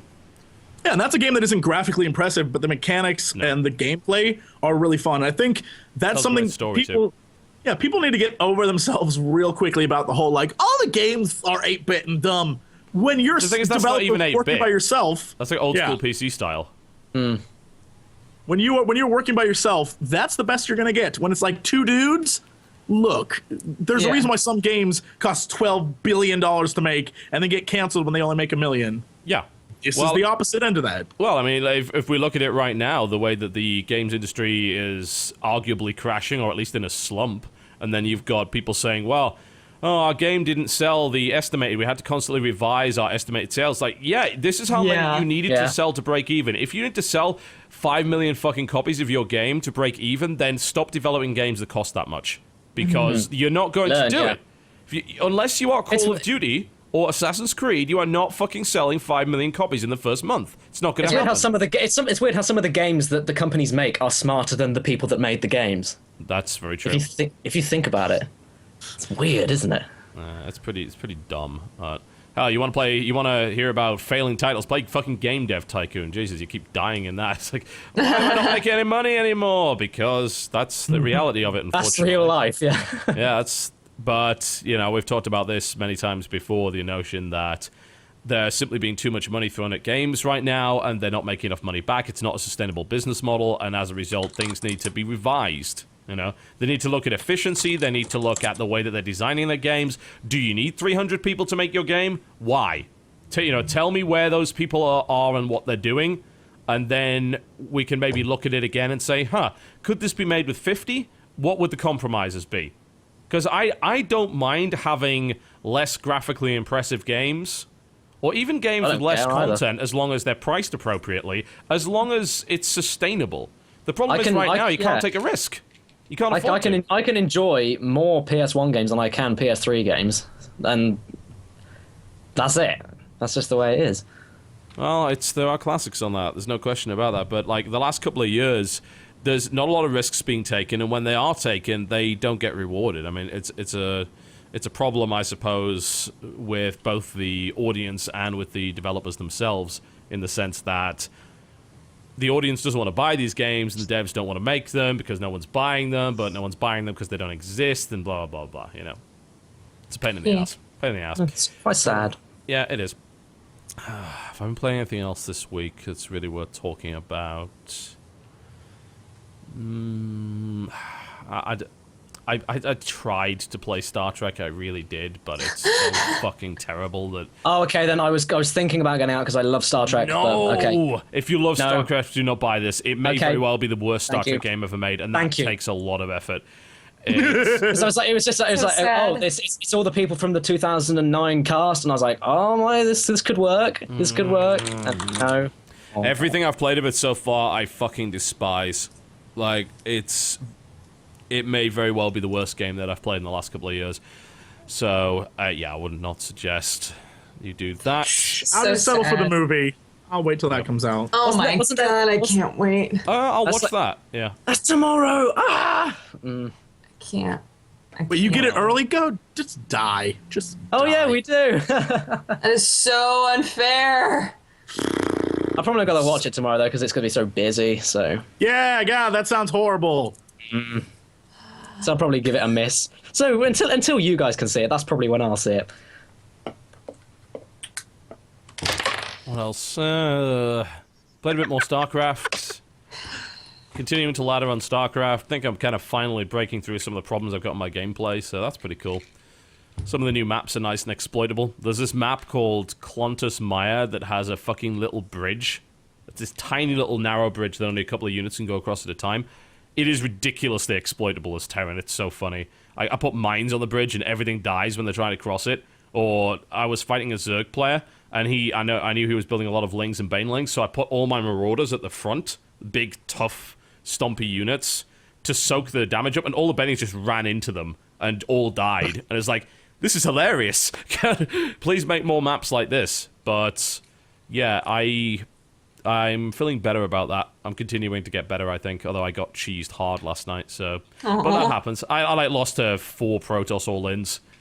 There's a lot of different Protoss 1-base all-ins now that are just an absolute pain in the ass to deal with. Also been playing a little bit more Dota 2.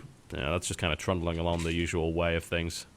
There's nothing really to say about Dota 2. It's either you have a really awful game where you feel terrible about life, or you have a really awesome game where you carried like a boss, and there is no middle ground. None. Right. So, it's one or the other in that regard.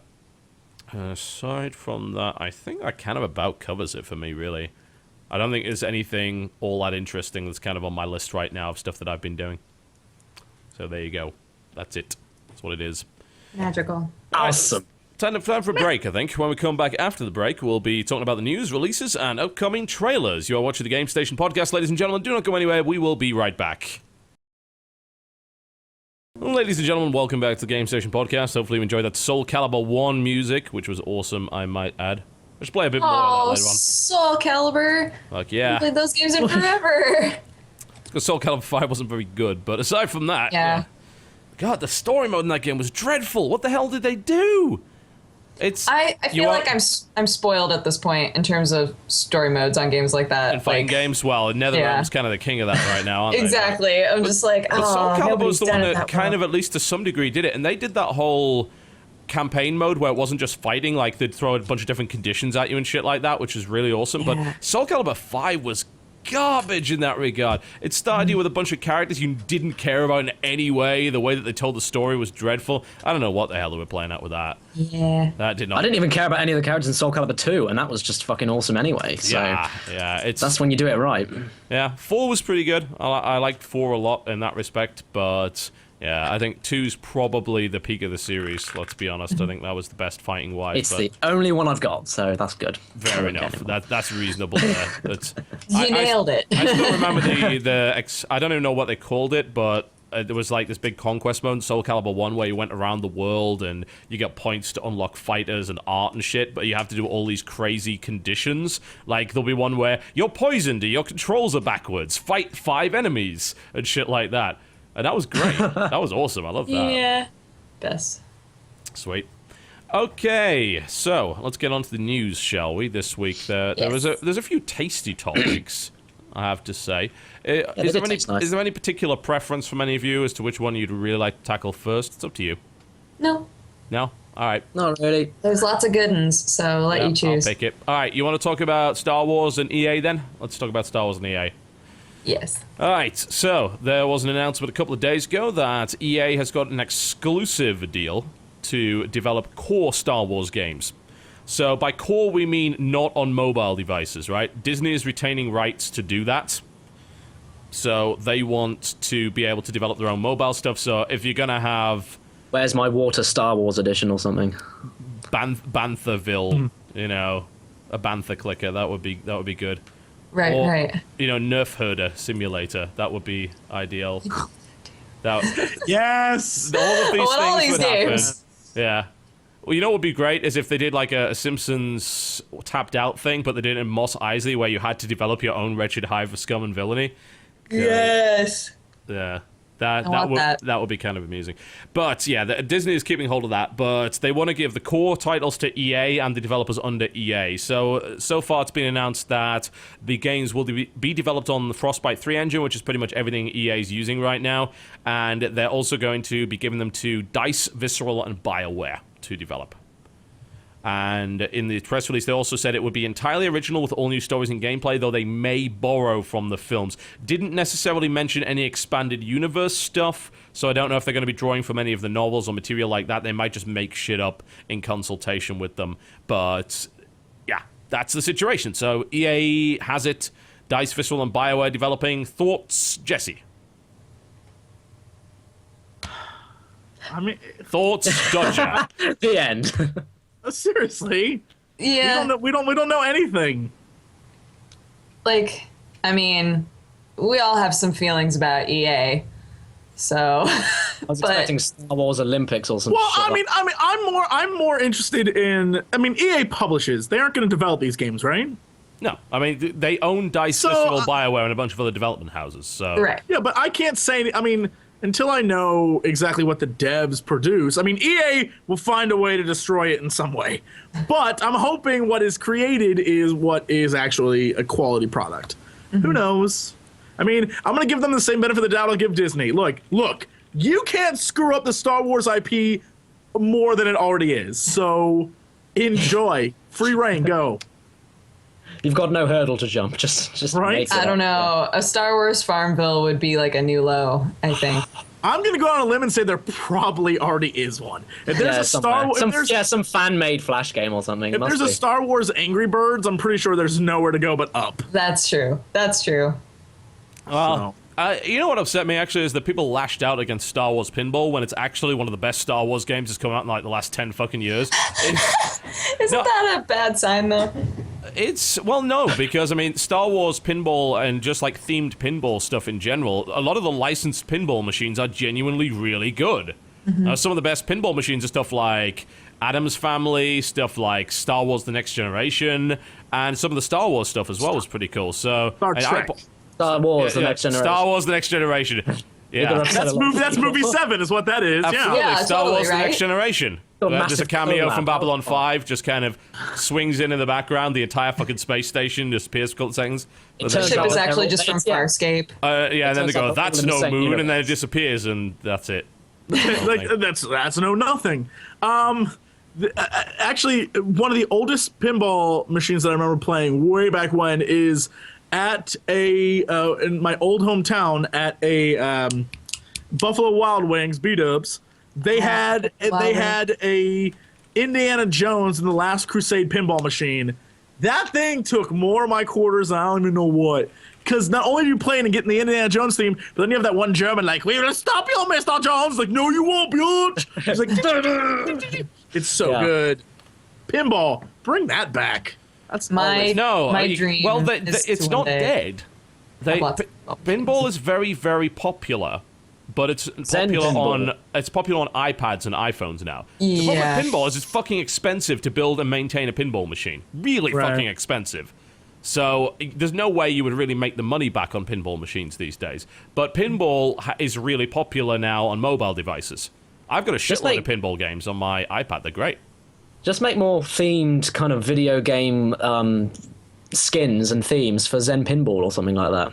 Yeah, That Zen could keep everything Pinball, going. Zen Pinball and Pinball Arcade are two of the best ones, in my opinion. However, let's talk about this whole EA thing. So, what you're seeing in the background right now is, of course, Republic Commando, which was the last good Star Wars game that LucasArts made, which I think was back in 2005. And since then, they've made nothing but shit. But lately, Star Wars games have been somewhat lousy, to say the least. I don't think anyone could really argue otherwise. But when you've got three devs, you've basically got DICE, who are responsible for Battlefield, Visceral, who are responsible for Dante's Inferno and Dead Space, and you've got BioWare, who are responsible for Knights of the Old Republic and then the Old Republic MMO. What would you like to see from those developers? What kind of game would you want to see? A sequel to something like Republic Commando? What do you want? I don't even know, really. Jesse? I mean, we need all the we need like basic franchise things here. We need a like fighter sim. So you're either in like an X-Wing, TIE Fighter, whatever new ships they have. We need that. We need an RPG set between the end of episode 6 and the beginning of whatever this new stuff is. Look, here's what we need. Every nerd out there who's read the books, this guy right here, I need to know if those are canon going into the next movies. So if we can get like a Thrawn trilogy game, that would be kind of That would wonderful. be really cool. That's actually, I'm just saying. Yeah.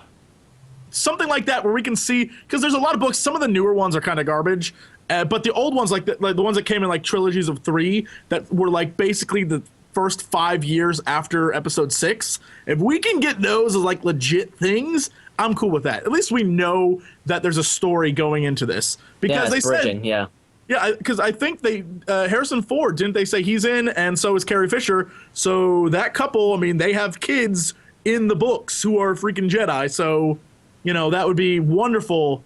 There's a whole other story. Hopefully they won't cover that, but they have a whole, there's a lot of stuff. What do they stick to? That's a really, really good question, because I don't think you can ignore the whole, kids that are Jedi thing, because it's such a major component of the expanded universe. Because the whole idea that Leia has Jedi abilities as well, is Force sensitive, is pretty much vital to that. You can't really just ignore it. So I suppose the question is, how do they do that, and how far do they go with it? Do they take the whole new Jedi Order thing and do they make it into anything? Oh, please don't. Yeah. But what do they choose to ignore, and what don't they choose to ignore? And what do they just palm off as alternate universe shit? That first 5-year period where it's like, because I think, if I remember correctly, and I think I've said this before when we talked about Star Wars, is one of my old things I remember reading way back when is George Lucas, and I guess since Disney runs it now, but I think he still has feedback. All the various intellectual properties, he said, between the films, from the start of one film to the end, to the start of the previous trilogy. So from episode 1 to episode 4 is 40 years. And then from episode 4 to episode 7, that's 40 years. And so that's the time period you have to work with there. So however long those movies take place in, I don't know. I mean, I assume episode 1 to 3 is maybe like 10, I guess. But then between episode 1 and episode 4, so then there's another 30 years or whatever that goes by. And he said the stuff that happens in then, that is things that you have to run like by me. That's stuff we're focusing on. But if you want to go way back when, which gives all the comics about like the early Jedi and stuff, he's like, have fun, do whatever you want. Or if you want to go way in the future, have fun, do whatever you want. But that chunk of time, that's what he was sort of really interested in. And so I'm hoping that the start of episode 4 into episode 7, that first 5-year period, that can be the background going into 7.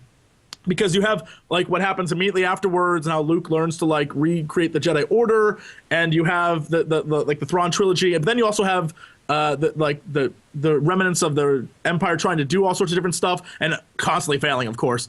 But then you don't get too crazy where it's like, now we have Sun Destroyers and we have evil dark Jedi orders. Like hopefully they cut it off before that. And then they go into the story of 7. I'd be okay with that. The main problem with that is that they're saying that Harrison Ford and Carrie Fisher will be in it. Like, we are well aware that they are much, much older now. That's true. So there's only so much makeup can do, right? How do you... You've got to go reasonably far into the future for that to even make sense. Well, then, I mean, I guess that's why he has that 40-year period. So we can say it's 30 years later, which technically, it's almost, or 40, because technically it is, right? So, like that 30-40 period. The thing, like I said, though, is we need a, like, Starfighter game, we need an RPG, and then we need some sort of first-person shooter where you play as, like, one of the various rogue characters in a world that takes place in a dark city. Like, that's why the 1313 game would have been great. Well, but... that was a third-person shooter, wasn't it? I Oh, think that's right, yeah. You can't really This is go... Sorry, go ahead. Yeah, no, I was going to say, this is sounding a bit like Rebel Assault 2. Well, you need games like that. I mean, if Disney's We getting the don't need more Rebel franchise, Assault. No, we don't need more Rebel Assault. No, we do not need more Rebel Assault. Shut the fuck up. But I'm thinking back to the days of, like, what was it, Jedi Knight and Jedi Knight 2 or whatever, Jedi Knight was Outcast. fucking awesome. What an amazing! The story was great. All the Dark Jedi you fought were all different and all really creative, and that whole, like, Kyle Katarn series, that whole thing is wonderful. Make a character who has nothing to do with the series, put him in your games. Boom. That's how you get us involved again, because it doesn't have anything to do with the movie, so you can make your own world there, and make a character you can make 4 games out of. You did it with Starkiller, or whatever his name was, the guy from Shadows of the Empire. Yes. Shadows of the Empire 2, or not Shadows of the Empire, what's the one where it's you can have force powers, you can move it? Shadows of the Empire... Force Unleashed, thank you. Shadows of the Empire was a very old first-person shooter. Yeah. Good, that was good. That was a good one. Yeah. Yeah. But there's so much you can do with characters who no one knows about. Good. We want that. And then we'll get to the movies later. Disney, like I said, there's potential here. They haven't screwed it up yet, so I can't hate them for it. The minute the first game comes out and it's garbage, if that's the case, then we're done. Or if there's like Kingdom Hearts 4, you play with Jar Jar, I will jump kick Mickey Mouse in the balls. I'm done. I'm done with y'alls. All over. Yep. Oh my god. Yeah, there's a lot of stuff there. I think a lot of people are excited about the idea that Battlefront 3 might be developed by DICE. That, to me, is a pretty good thing. Right. Can you see that being bad? I mean, probably not. Actually, one of the things I was thinking about, and this is something that might actually be really cool, and that's why I was excited for 1313, is the idea that they need a game where, I know everyone's like, I want to have a lightsaber and be a Jedi Knight. They killed that real quick. I think Star Wars Old Republic did that. Yeah, like enough all of these that. games where it's like everyone has lightsabers. If anything, you need to have a game where you have a blaster and your wits. And one of the big bosses that do with the lightsaber, and it's like, how do I kill a Jedi? That'd be a cool concept for a game. Yeah. The thing about the whole lightsaber thing is that at that if they are looking to do that kind of 30-40 year period, lightsabers are still going to be very uncommon. They're not going to be ubiquitous weapons like they seem to be in an awful lot of different games. Yeah. Jedi Academy, which is what's on the screen right now, is one of those games that was set after the trilogy. And as a result, there are more lightsabers, but there's not crazy numbers of them. But then if you look at stuff like Knights of the Old Republic, everyone has a fucking lightsaber because Everybody. Less so in Knights of the Old Republic 2 because the Jedi Order is kind of wiped out at that point for a while. But in the original Knights of the Old Republic, it's like, oh, look at all these lightsabers, and then look at all these things which magically counter lightsabers because we needed to retcon all of that stuff into the lore to make sure that worked. I know what we need. Okay. A Lando Calrissian game. Done. Get on that. Yeah. Dude, that needs to happen.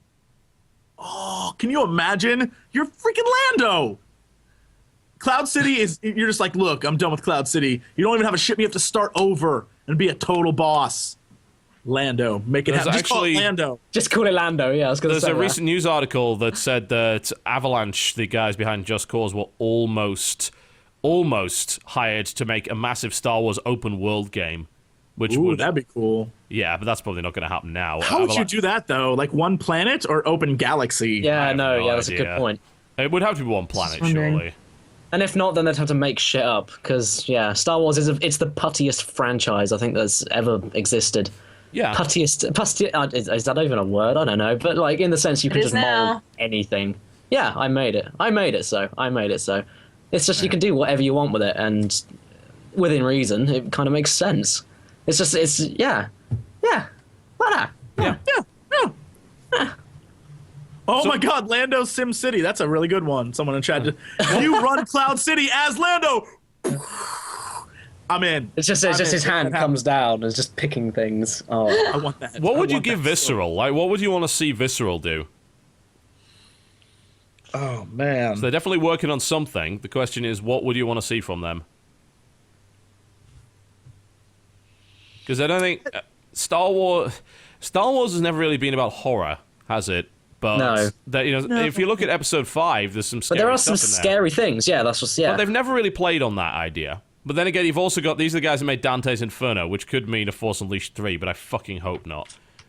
I'm trying to think maybe, which would be kind of cool, is if they did something where it's because later on in the book series, there's all these weird aliens and various like monster creatures. So I feel like if they wanted to bring that sort of world in, where it's we can dead space it a little bit, I'm on board for that. You find someone you want to be like, I've got to go to this ship and do some crap, or go on this planet, or in an asteroid inside a giant ass space worm, or whatever. There's so many options because the Star Wars universe is really like, do we need like a giant space worm? Okay, yeah, there's a giant space worm in it now. Like, so you can do whatever you want because apparently they do. It's very putty, as we were saying. Yeah. Thank you very much. Yeah, you're welcome. As I in, feel like you I can don't make shit know. up. I don't know if they would ever make a legit Star Wars horror game because I think it's still deep down marketed toward Kids. teenagers and kids. Yeah. Well, maybe it could be a backwards thing. I mean, because stuff like Resident Evil is going much more action-oriented. So maybe action and things like that would then go and flip around. Maybe there's a reason this is happening. It could be a de-evolution thing. What if they did? I was trying to think of a way to make that happen. Like, right? Like where it's they did it like that even though Resident Evil 6, and they said the sales numbers were horrible. So I don't know if that kind of No, that still sold works. a lot of copies. Like, just on the strength of the franchise title alone, it actually sold quite well. I just wonder because you might be right. Like, and make it more action horror, but then again, people seem to be turning away from those. So I don't know. Basically, you need to make Slender, where the Slender Man is Jar Jar. Oh my god! How horrifying! Yes, please. And the notes, And then when you get game over, he just goes. That would make it so much scarier. the notes are like, Misa, find you. Like, no. Misa, think you're gonna die? Oh no! Gunkins, no liking outsiders. No, Guys, leave me no. alone. This is terrifying. We need another fucking pod racer. Let's just be totally I was gonna honest say here. that. We I need would a new love pod racer. a newer pod racing game. Yeah, I would the play the only dick good out of thing that that. ever came out of Episode 1, that fucking pod racing game. Oh my god. Basically, they need to make a peripheral that is a pod race, like console kind of thing. So like a steering wheel. It was an but not arcade steering. game that did it. I know, but for the home, that's Yeah. what needs to happen. Well, the problem is that they'll fucking integrate it with Kinect, and we know how well that went. Oh god. Yeah, we need a real pod racing game that is not tied to Kinect. I should really qualify that. Because the one on Star Wars Kinect was garbage. Instead of just using your hands, actually have the widgets and whatnot, everything there, buttons and shit, just everything there. I would pay $200 for that. No I'd buy the shit out of that. Yes. The peripheral would be useless for everything else, but I would buy it. Totally. I wonder how much it costs, actually, to buy a pod racing arcade cabinet. Let's find out. I'm gonna find out. Go find that out, because I need I'm finding that out. Idea. Alright, what else? Yeah, I suppose the last thing to talk about would be BioWare. Now, BioWare, of course, did make Knights of the Old Republic, which is considered to be one of the best Star Wars games ever, but they also made the Old Republic, which is not. So, Jesse, you probably played more Old Republic than anybody else out of us. What do you think the difference is between Knights of the Old Republic and Old Republic that people just didn't like? And what do you think they need to change if they ever make a true KOTOR 3? I mean, people love the story in the game. I think what they did is they made it an MMO and took away the fun parts of Knights of the Old Republic in order to make it an MMO. And by doing that, the people who were there for the MMO didn't get the MMO they wanted, and the people who were there for the KOTOR didn't get that part that they wanted. And so it was sort of like a jack of all trades, master of none kind of situation, where the story was good. It was good, but the stuff you had to do in between getting the story was like, farm 20 more of these guys. All right. And just like walk off and go do. I mean, there's a big difference between an RPG and an MMORPG. And unfortunately, MMORPGs are in that weird territory now where it's really easy to say, like, your next objective is do the same thing you've done in every single MMORPG you've ever done. Ever. The funny thing about that is that that's basically Knights of the Old Republic in a nutshell as well, though, if you think about it. It's approached in a different way. That's exactly right. I was having a talk the other day about the new Elder Scrolls Online game, and I was saying they're trying to do the Knights of the Old Republic thing where they're trying to make it an Elder Scrolls game and an MMO, and I was like, they are walking on a very fine line, because if they teeter one bit, they're screwed. And I said that the thing that they need to focus on, that no MMO has done this in the last 10 years, is the idea that the people, when they play MMOs, don't give two shits about the quest dialogue very often, and so the quest dialogue shouldn't be the focus. In Star Wars, it was. In the Old Republic, it was definitely the focus. Those cutscenes, the interactivity, that's what they were known for, and so they put that in the game. The problem is, the questing, there was nothing fun about that. So if you don't care about the dialogue, and you're there for the questing is the same thing everyone's been doing for years. So we need to find a way to make that more fun and engaging, and I think that's the difference, is when you were in KOTOR, it was like, oh yeah, I have to kill these guys, but it's giving me much more fun doing it, rather than just like, I need to run to this place and kill guys, then go back. Well, yeah, because you do it because you know that it's going to get you to an objective, right? And you know that you're not going to have to backtrack over that same area again. When you kill X number of things, like, oh, I might be back here later to kill more X number of things. But in KOTOR, it's like, I need to get through these guys because I need to reach this objective to progress the storyline.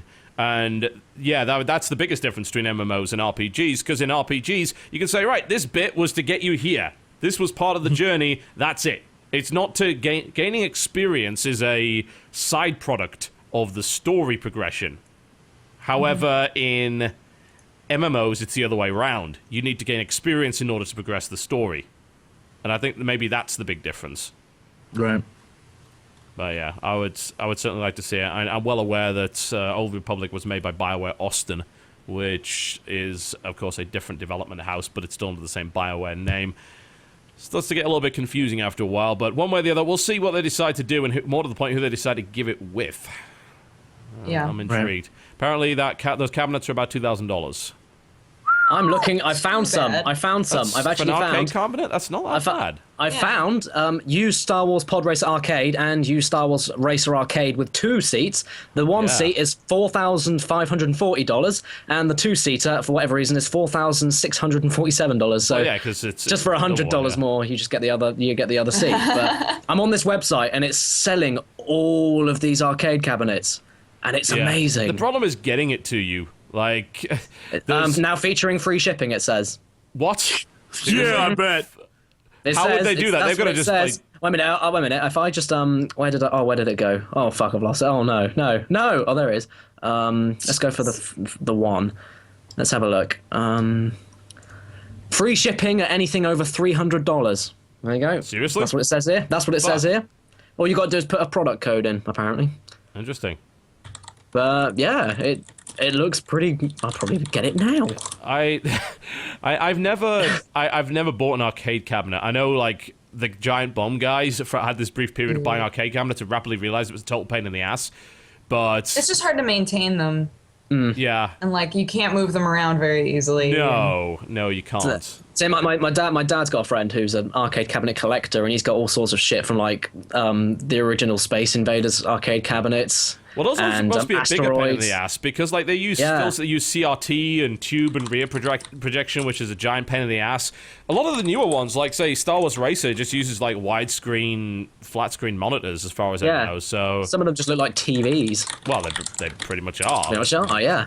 There's another one actually, Star Wars Arcade. I loved that one. Star Wars Arcade was absolutely was that awesome. The shooting one? Was that the shooting one? That was actually a Rebel Assault-esque game. Right. And it was actually pretty awesome. Yeah. You can... Yeah. Ooh, that's... Star Wars Trilogy Arcade, $1,600. The deluxe one, $1,000. Wow, it's surprising that it's that expensive, but it is. So about $1,500 for those cabinets. Hell, yeah, I would much rather have the pod racing cabinet instead of one of those. Fuck yeah. Oh Christ! Aliens Extermination Deluxe Arcade, $10,000. Oh, is that the light gun one? Uh-huh. Oh, yeah. Wait. yeah. How much is I'm the looking at Star that. Trek Voyager arcade? Oh, that's... This looks I'd be amazing. surprised if anyone was They're selling giving that, 'cause that was they're huge. giving those away. Star Trek... What? giving No, those they're away. amazing. You're dumb. Giving them away. No one likes Voyager. No one. What? That can't be right. They're claiming these are $500. No way. No way are they this cheap. There's got to be something wrong with this. Because it's Voyager and ain't nobody buying them. I'm just saying. I would buy a Voyager camera for $500. Me You too. kidding I me? would straight up. It's only if it's only 500, yeah. There's... Oh wow. Seriously? Is it that cheap? What? I need to move so that I have room for this thing that I'm about to They're buy. legitimately that cheap. Like, you can get the Star Wars Voyager, the deluxe ones, which have the full cabinet with the cover and the booth Yeah. for $500. Wow, everyone must hate this game. Right. My life. Oh my gosh. Must be awful. No, it's great. You don't understand. I love that game. Oh my The- gosh. I want it. There's only a few of them available. Oh, okay, I found the most expensive thing I found so far. Sega Let's Go Jungle Arcade. Oh, Let's Go Jungle is really good. How much does it cost? $16,000. Oh, is that the one where you fall in love with the person you're sitting next Yes. with? And you have to that game's Yeah, wonderful. it's ridiculous. It's like literally it's so it's a big, stupid. big box. Beautiful. It's a box. There's It's this amazing. one section where you're just batting away frogs with a paddle. Like, There's And for one whatever section where reason- you're being chased. You're being chased in a boat by what I think is about 1 million sharks. I don't know how Yes. they're all in this river, Yeah. but they're jumping out at you. It's like, what are you doing here, sharks? Ooh. oh man, Let's Go Jungle is hilarious. Jurassic Park: The Lost World. I like that game. Oh, they need. Is there a? I wonder if we can buy. What is it? Deadstone Pirates or whatever it was. Deadstorm Pirates. Ooh, where you have to Okay, can it? wait. Yeah. Nicktoons Nitro Racing Arcade, $10,000. Ooh. Ah, that's. What? Jesse, what was the name of that horse game that you loved? Oh my God, it's too big for the world to even. It's at Nobody's ready for it. at every Dave and Buster's I've ever been to. There's a I horse just game. want to know. I don't remember what it's called. It's like the Tokyo Cup or something, but I think that's a different game. The one with the silly like. But this one is you make horses and you get a card and that saves your horse and you Yeah. train your horse. But all it is a money sink. You're just pumping in money to make your horse better. And then after a while, it's like your horse could have a baby. Do you want to have a baby? It'll increase your stats. You're like, sure. You have the baby, and it's like you start over. Like no, and you have to keep pumping in money to make that. So basically, you can make like a super horse, but it'll probably cost $1 million. Sounds It's about the right. worst. I want to know if anybody's selling that. Oh, well, it's like 8 screens. So I don't know how it's possible to sell. It's like 8 screens, and there's like 12 consoles in front of it. Pretty damn difficult. It's huge, Yeah. yeah. I don't know how you'd sell it. All right, don't know let's if anyone's move on, played shall this. we, before we do Okay. any more of this? Yeah, 'cause I we're think getting a this bit is carried big away, aren't derail, we? so let's not do this. So, here's an interesting one. The new patch for Diablo 3 caused a rather interesting situation. Yup. That's not quite the word I would use, but Yeah. This. So supposedly it would allow you to cancel a transaction on the auction house before it was completed, with the result that any money involved would be doubled. So it was a massive duping bug, which has supposedly completely fucked the economy of the game within like a day. Yeah. oh Now, yeah. Blizzard has issued a statement saying that after the release of patch 1.0.8, we made the decision to take the gold and real money auction houses offline to investigate a bug that certain players were exploiting to dupe gold. Our team is working hard to fix any outstanding issues and will take appropriate actions with the accounts involved. The auction house services will be restored as soon as the situation is resolved. Blah, blah, blah, blah, blah. Oh man. That sucks. man. Ooh. Well, That that's... sucks. Yeah, that's... Well, That's big. yeah, it's big. I mean, I have no sympathy for them, though. I mean, I've talked many times before about what I believe I think that the in-game auction house is bullshit. And look what it's led them to, you know? There was a bunch of duping that went on in Diablo 2 as well, but at the end of the day, it didn't have to affect you because you didn't have to play with those people. The real money auction house is in your game all the fucking time. Right. It's... yeah, I don't have a lot of sympathy for them on this one, really. I think that if you're going to put that kind of feature in the game, then that is going to happen. Inevitably, there is going to be a mistake, and it's something that they did. You know, this wasn't a hack or anything. They just fucked up. Yeah, it's their problem. Yeah. Yeah, pretty much. And it's rather amusing, actually, that it is because of their auction house that this exists. Yeah, so all their things to prevent the destruction of the economy through the auction house Ended up actually causing the destruction of the economy. Yeah. Now, they're claiming they won't be rolling back, but they will take action against the accounts involved. And once again, I have to wonder, to what extent? If you did it accidentally once, is that going to get you banned? Are they going to just remove the gold? Yeah, that's a what are they bit gonna do? fishy.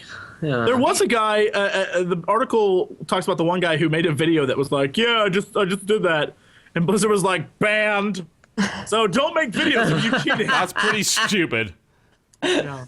Oh Lesson man. learned. Well, I just held up this corner shop. I filmed it. Yeah, you don't do that. Don't fucking do that. Yeah, there's claims that there's apparently gold farmers that have used this to get over 3 trillion gold. 3 fucking trillion. I've actually got a screenshot right here of just that. Oh, Jesus. I need to see this. Awful. That's 3 trillion gold. That's nuts. There is gold is now worth an incredible 3 cents per million. This is according to about 19 hours ago from Reddit. Gold is worth about 3 cents per million now, or 33 million to the dollar on third-party sites. So as a direct result of all of this, the actual price of gold has crashed. There's been huge amounts of inflation. Apparently you can put 6 billion economy gold lessons, up. guys. Wow. Yeah. This is just sunk in. 6 billion gold for 39 cents a stack. On, Oh Oh my god, that's amazing. what a fucking mess. Oh, Blizz, what you do? Liz, please. Yeah. Busy, busy. But Busy, even then, please. like, according to this, the economy was fucked anyway, according to a lot of different players, simply because there's been inflation consistently, and there's so much shit on the auction house that only the really, really valuable stuff ever actually sells. So I remember at BlizzCon 2 years ago, whenever the last one was, that there was a thing where they had one of the developers talking in a room to different press people like, hey, this is what we're going to do for the auction house. And every one of us kept asking him, what about, like, if this is supposed to be like a real economy, what's going to happen with inflation? What's going to happen with the economy? He's like, well, we'll try to, like, stimulate different things. I was like, this seems like eventually It's gonna get out of control. 99%. Yeah, 99% of the items are going to be garbage, and there's only going to be a few things that sell. When they sell, they'll sell for a ton of money, and the rest of the economy will tank. I was like, eventually that's what's going to happen. He's like, no, we'll keep updating and adding new things. I was like, this seems suspicious. This is going to be Yeah. World War III. It's outright.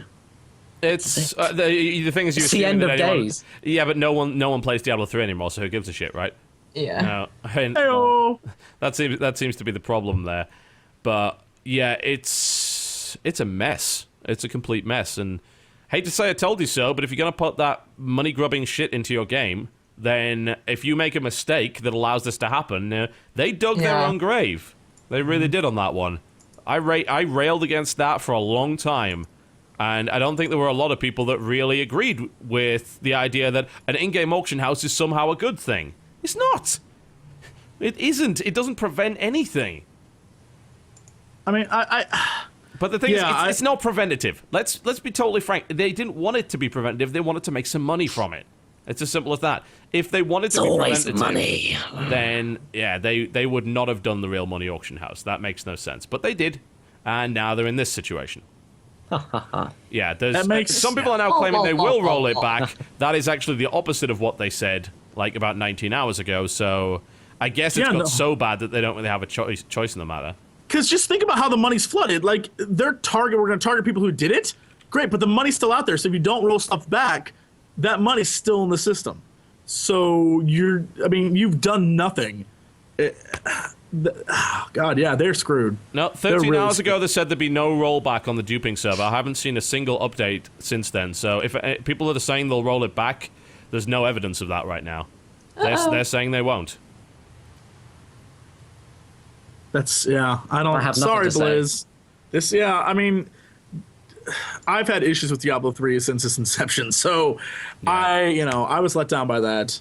I can't say enough good things about StarCraft 2, though. Keep it up, Blizz. Oh, actually, I mean, yeah, if you want to go the other side of it, you can talk about that little thing that just happened. Blizzard has linked up with the open source developers behind GG Tracker and SC2 Gears, and just put a bunch of new information at their replays to allow for those analysis tools to be even better. Oh, that's awesome. Just out of nowhere. They're just like, hey, your tools are really cool, let's work with you to make them even better. How funny cool is that, right?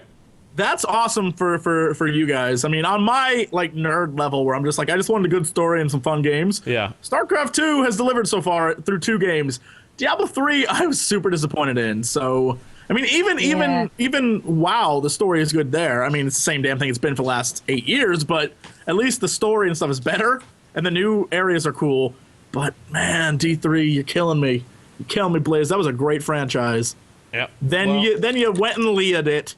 That's a term. I'm using it. You want to talk about another franchise? So actually today, information came out during the Activision Blizzard earnings call that WoW lost 1.3 million subs over the last 3 months. Whoa, that's a lot. That's actually a lot. That's gonna happen though. I think. I mean, I feel like WoW is in that steady decline where there's gonna be people who are gonna end up playing it no matter what. And I would say a year from now. I mean, if the decline still goes and they don't have anything new and wonderful, the amount of games coming out will just keep pulling people's attention. They'll still maybe have a core of like 4,000 or so people. 4,000? I mean, 4 million. Yeah, Sorry, that's a bit of a core of 4 million is still fucking good. They're all paying $15 a month. That's still a lot of money.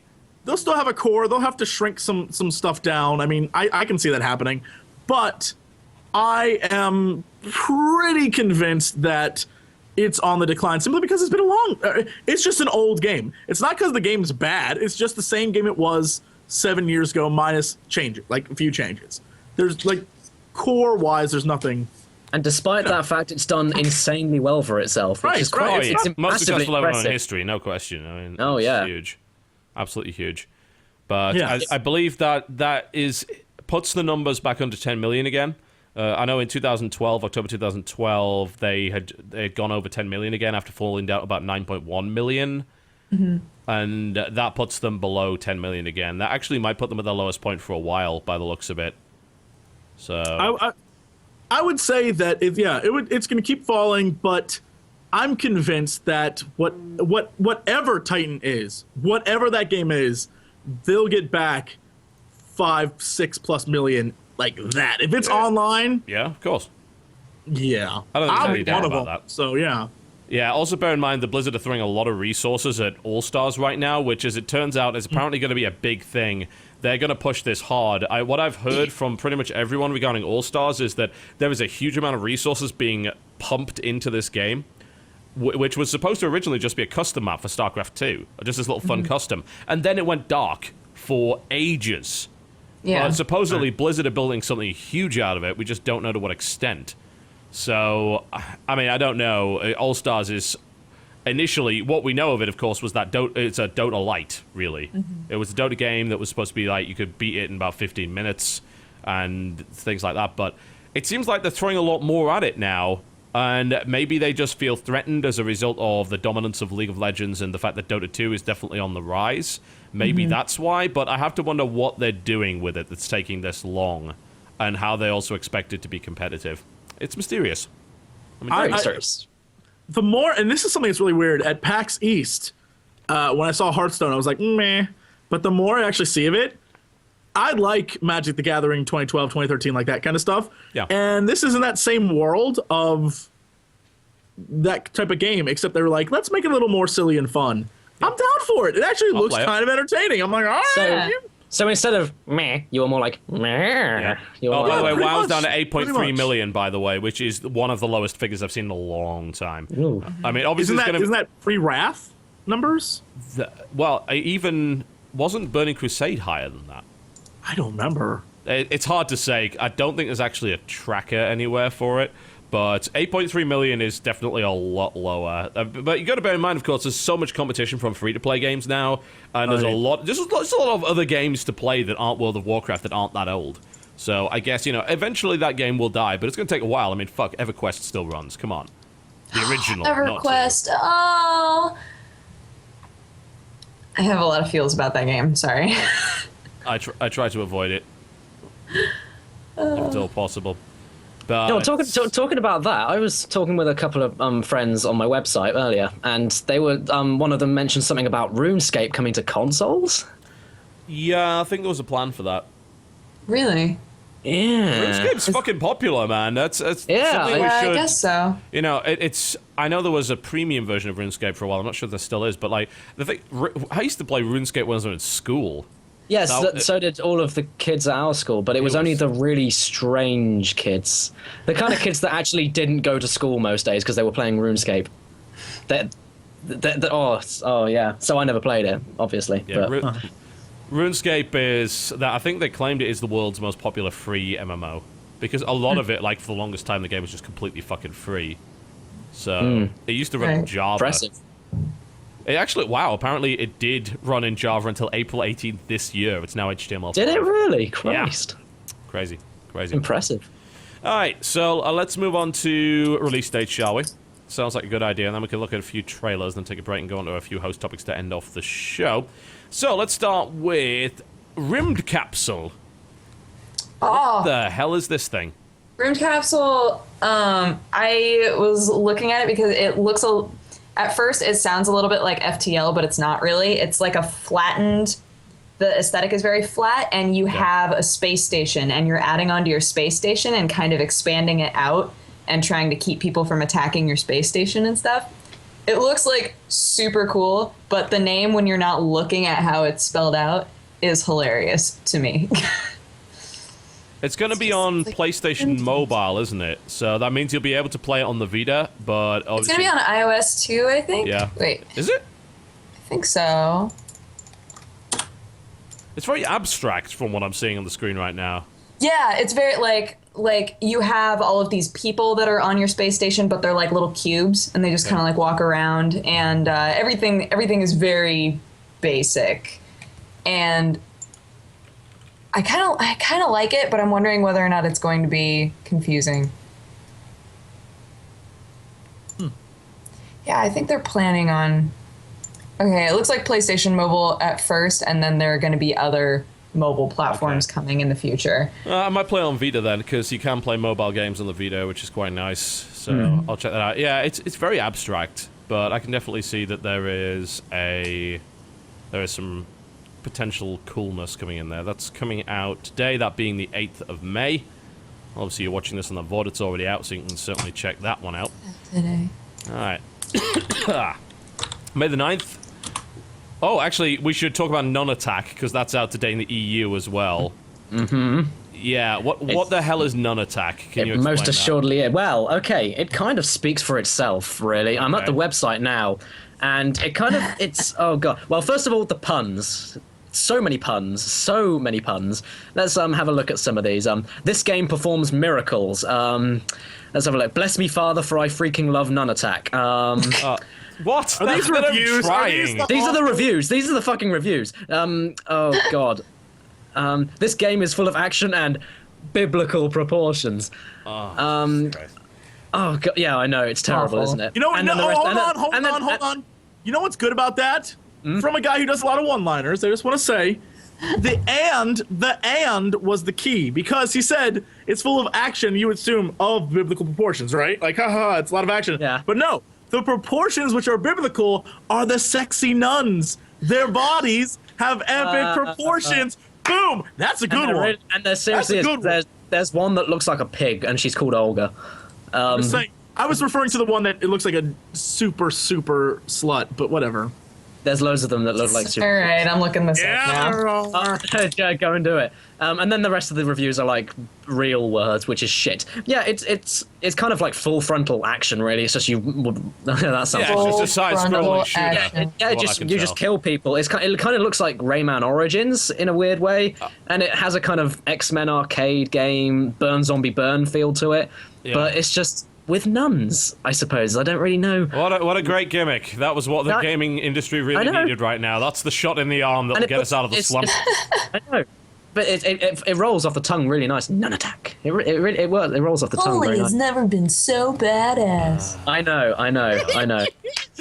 Oh my god, I need to play this game. And on the just- website there is a prologue. There is a prologue on the website. It's putting itself up to be very, very cool, I suppose. And then obviously there's the PS Isn't. compatibility. It's on the Vita, on the PlayStation Store, and on App Store, iPhone, iStore, So Yes. yeah, so that's pretty much it. Go on the website, noneattack.com. You can read the website in English or French. That's pretty much it. If that helps. It Perfect. doesn't. apart from that, I mean, if this was a French game, that would not surprise me in the slightest. But yeah, that's pretty much all I can say. What we're basically saying is the French are a bunch of perverts, just FYI. That's what I'm going to give aware of that. Really, yeah, they have some strange fetishes, yeah.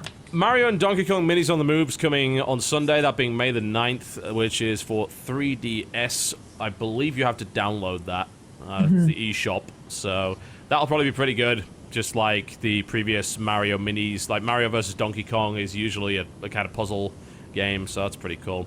Monaco is heading to Xbox Live on the 10th of May. That's always good. That's a game that's already out on PC. I need to get around to doing that. The problem is, like, the way you play that game is it's designed to be played in co-op. So if you don't play it in co-op, you basically miss the point. So I'm interested to see how that one turns out.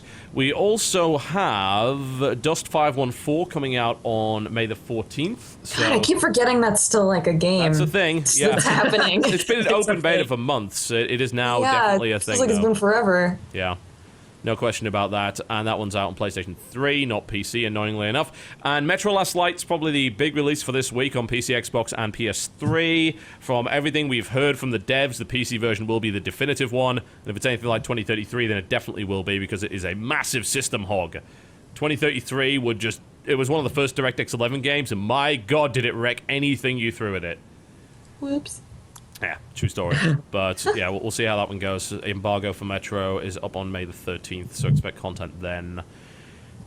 Going on, Anomaly 2 for PC is coming out on May the 15th. That's something I've actually been keeping an eye on a lot, because the Anomaly series is a tower offense game where you have to play against the towers. Oh. Anomaly 2 has morphing mechs, like every unit morphs into a different kind of unit, and that's kind of its gimmick, that you can morph in real time to different kinds of mech. And it's got multiplayer, and the multiplayer is really good. So, yeah. Boom. Yep. Boom. Yeah. Incidentally, Yeah. apparently May the 9th is not a Sunday. That's weird. I thought it was. Where'd I get that idea from? Alright, whatever. Maybe it was delayed, because I thought it was on May the 5th. It was supposed to be May the 5th last week, wasn't it? I guess they pushed it.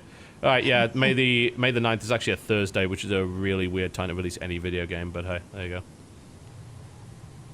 They're breaking And- boundaries. The Starship Damry coming out on May the 16th. What the hell's that? It's a level 5 game that looks kind of like a 3DS version of Dead Space. Okay. It's kind of yeah. I Doesn't don't. sound like it. It doesn't sound like it. It's yeah. You're walking around and you see like the aesthetic is not Dead Spacey. The area that you're in is a little bit Dead Spacey, but the look of the characters is very level 5. And Okay. you're like, it looks like you're walking around this starship. The Damry. There's only like Yes. one piece of footage on YouTube of this at all. That's Yeah, really, really there strange. isn't a whole lot about it. No, but it's actually very hard to find information about this, and it's strange because it's a level 5 game, and yet we somehow don't know. Normally, people know way more about level Yeah. 5 games because they're kind of beloved now. It's weird. But yeah.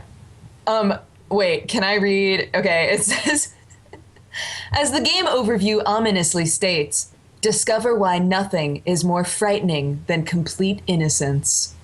What? What? What does it mean? That means nothing. What? Weird. I hope it doesn't take itself that goodness. seriously. I really hope it doesn't take itself that seriously. It's a horror game. It's supposed to be an adventure horror suspense game, Yeah, and and you're walking that, around a ship. That 30 seconds is about all there is on YouTube of this, as far as I can tell. That's very Mm-hmm. strange. Yeah. So that comes out this week or next week? No, this week.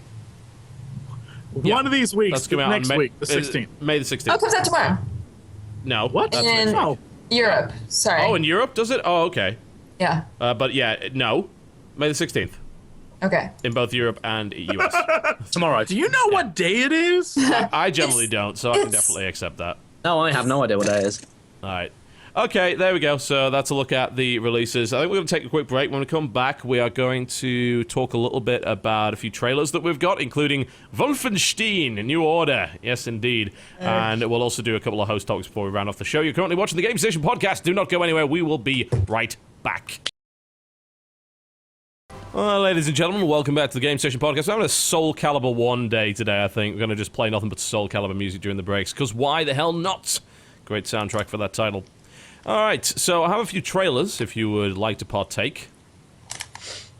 Let's do some trailers. Okay. Nothing needs to be said, not a thing.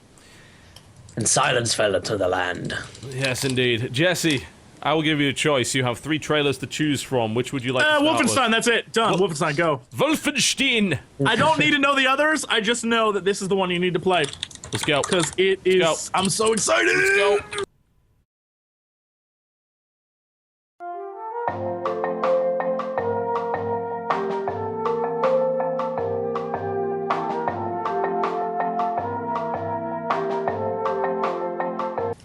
Oh, yes. Great soundtrack choice for that. Well, I might have to edit that out of the VOD because that might end up triggering a copyright claim, but... Whoops! We don't want that. It might not. We'll see. We'll have to check. It would be really annoying if it did. The trailers online don't have it, so I assume it's all good, Daddy. Yeah, we'll see. We will see. That is... the trailer was cool as hell. There's no real question about that. I also like the style of it, that they... it is a bit Tarantino-esque, as someone actually pointed out in the chat. I like that. That's cool. Which is appropriate, considering I just watched Django Unchained last night on Amazon. Oh, well, there you go.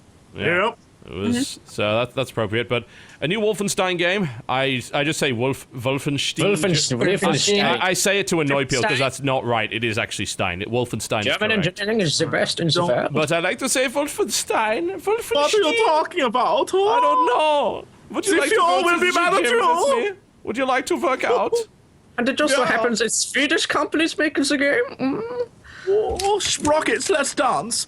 All right. Dude, 1960s alternate future, mechanized Nazis won World War II. I'm in. I'm in Yeah. for $1. It looks That's actually awesome. been done before, hasn't it? I'm trying to remember what was so. the name of it. It was a really bad game, I think, but I'm fairly sure there was a game that did do the whole alternate future Nazis won World War II and stuff. Wasn't it Iron Storm, maybe? Wasn't that more futuristic? Or was Like that this World War is. One? It's still in the past, but it's like basically it's 20 years later. Well, 15 years No, that was later. when World War One never ended. Yeah, Iron Storm takes place in the 60s, but that was when World War One never ended, so that was a bit different. Yeah. But this is basically it's 15 years later or so, and you know the Nazis are still in power, so they can do whatever the hell they want. They advanced it so far that they have mechanized warriors, and I don't even care. I'm with that dude. Let's blow some Nazis up. Yeah, Nazis are always fun to kill. It was Turning Point, Fall of Liberty that did that. Right. If I recall correctly, yeah. So that's yeah. Mm-hmm. Yeah, it was Turning Point, Fall of Liberty. Now that was set in 1953, where the Nazis, the Third Reich, who had taken over all of Europe, then eventually invades the US, who they actually had this anti-war sentiment and didn't want to fight and so on and so forth. But that game also sucked, so it doesn't really matter. It was actually dreadful, and this is by a company called Machine Games. Now, And this is the only game they've made so far, as far as I know. Yeah. Yeah, they have a bunch of ex-devs from good places, though. Like, Okay. It says, in about the, to say, it says, that it says in the concerns it says in the description, it's a studio comprised of seasoned developers known for creating compelling, critically acclaimed, story-driven games. It doesn't say which ones, though. Well, they're from Starbreeze, so basically they made Chronicles of Riddick and The Darkness. So I love The Riddick Darkness. games. Sorry? Chronicles of Riddick games. Yeah, Chronicles of Riddick Escape from Butcher Bay and Oh, Chronicles of those Riddick were Dark Athena. fantastic. Yeah, they're very they're good. great. Yeah, okay. Yeah, it's a lot of the founding members of Starbreeze that ended up. Those were and they were around when they made Escape from Butcher Bay and the original Darkness. So Nice. yeah, it's being published by Bethesda, and they're building it on ID Tech 5, which is the same engine they use for Rage. This could be neat, man. Like I even liked Wolfenstein 2009. I would say that game was actually really great for its time, and it had some really cool ideas. Is But this a direct sequel, or what is this to that? this has nothing to do with any of those. So it's games. just a this looks brand like some new sort of massive Wolfenstein story? rebranding, everything. Yeah. Pretty Awesome. sure, yeah, because I beat Wolfenstein 2009, and there should be nothing in there that connects to that. It seems like they may be moving away from the occult stuff a little bit, but it's hard to say. I hope that they don't go too far away from it, because Yeah, I was gonna say that's what's really compelling about it. Yes, it is, because like as you go further in, yeah. There's always a scientist doing something. Fact. That's Always the Nazis as well. I want that on my tombstone. There's always a scientist doing something. Yeah, Jesse Cox, 2013. I'm cautiously optimistic. Obviously, we don't know anything about the game yet, really, but that's, in my opinion, a good set of devs, and it's an interesting idea. Another Wolfenstein game would be cool. Also, we know that it will not have multiplayer. It's going to be a single-player only title. Oh, Good. yes. Good Which is good, focus on because that. Wolfenstein Fucking 2009's multiplayer was fucking terrible. Yeah. Yeah, it's interesting. But Because then they can focus everything in single player, which I really like. I really like that. yes, I just had like a history nerd revelation too. That last shot is like a alternate reality Tiananmen Square, where instead of a dude standing in front of tanks, he's standing in front of mechanized warriors. Boom! Oh my goodness, I'm down. I'm so excited for this game. You're sold? You're sold on it now? Really, anything, if you can play All Along the Watchtower in anything, it makes it that much better. Even in the Watchmen, I was like, all right, yeah, all right. This movie's not that great, but now I'm in with you for the end of this movie. So let's do this. sweet. Yeah. Yeah. Okay, so we'll move on. Saints Row 4. So this trailer's created some controversy. So we're going to watch it, and then we'll discuss it one way or the other. So let's take a look. Peggy 18. In a time of national crisis, we need a commander-in-chief willing to kick politics right in the balls.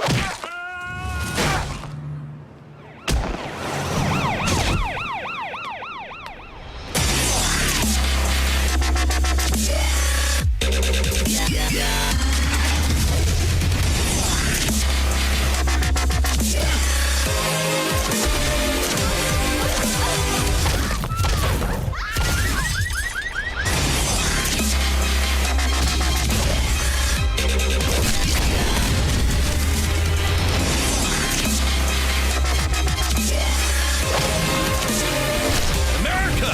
Hell yeah!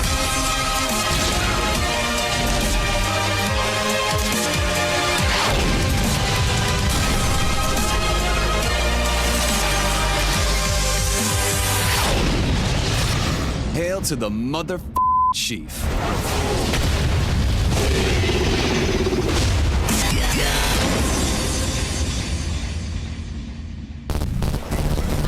Well, hello, Mr. President.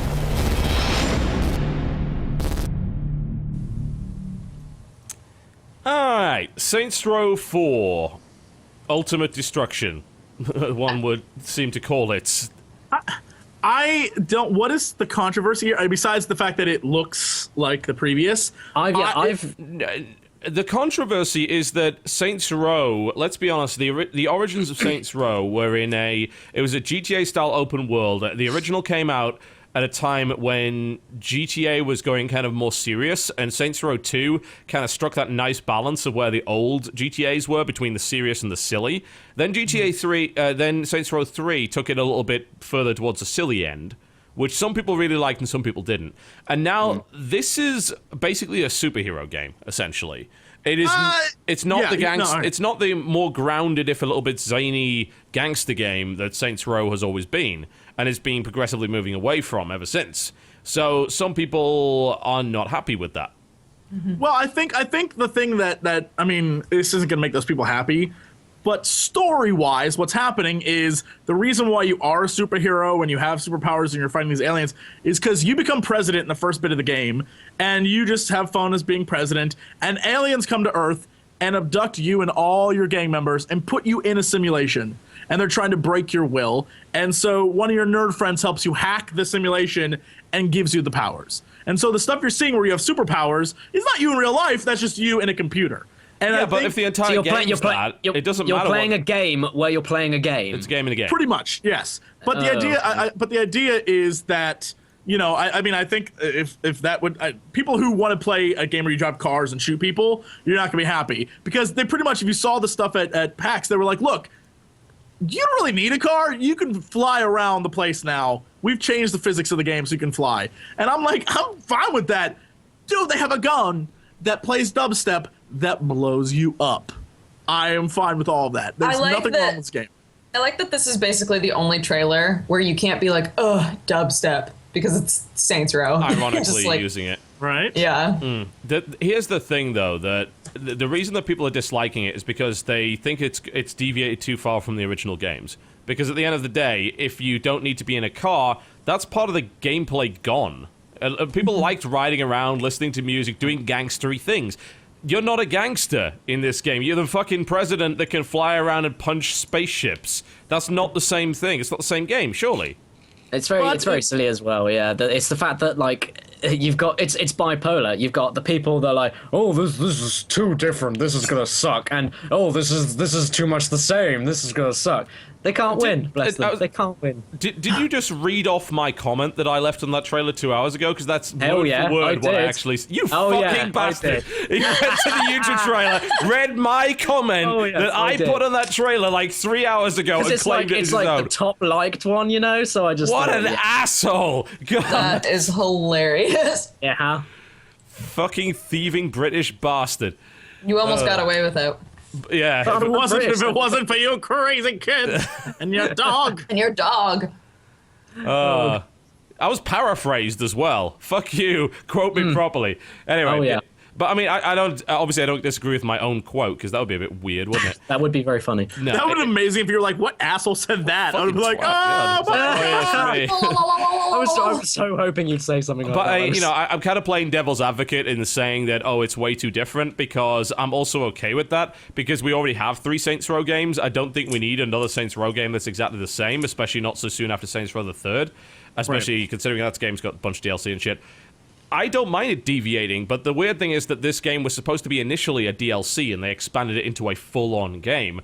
I was going to say it looked very like an expansion. It did really look like an expansion. Yeah, it looked like the whole gangsters in space kind of weird shit, didn't it? But they've turned it into a full game. But I'll tell you what it also looked like. It looked like games like Hulk Ultimate Destruction. It looked like Infamous. It looked like Prototype. Even like the gliding animation is very Prototype-esque. The running and jumping also looks like Crackdown, which was a goddamn amazing game, I might add. Everyone just bought that to get the Halo 3 beta, but that game was actually better than Halo 3, so there you go. Just saying. It's a fact. The end. It's a fact. You could carry a car up to the top of a gigantic building, then throw it at people from there. It was awesome. But I don't know, I've got mixed feelings about it, but I also like the fact that it's taking the series in a different direction in terms of its gameplay. But then there's part of me that says, is this just being wacky for the sake of being wacky? Because... I almost hope that that's the case. Like, I love the fact that they're like, look, we just put stuff we liked into the game.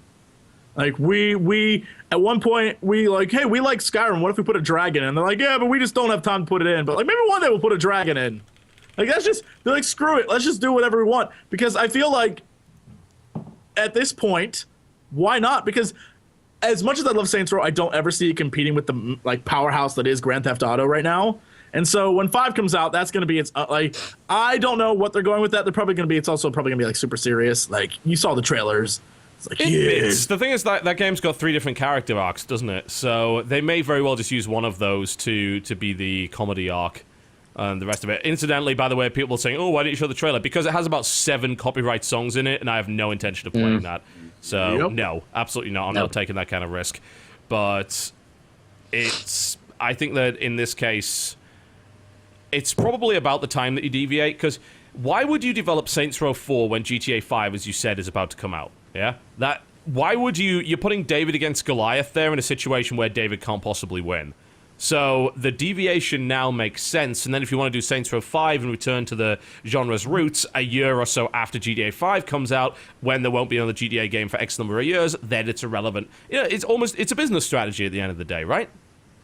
I think it's just you can tell by the trailer. It's just that they don't seem like they care at all. No, they don't like shit at all. Well, I think it comes from that sort of that weird sort. I don't want to call it counterculture in gaming, where it's like we're gonna make something that is freaking wonky and silly and fun. Blood Dragon, perfect example of that. They're like, we're gonna make a really bad 80s vision of the future and enjoy.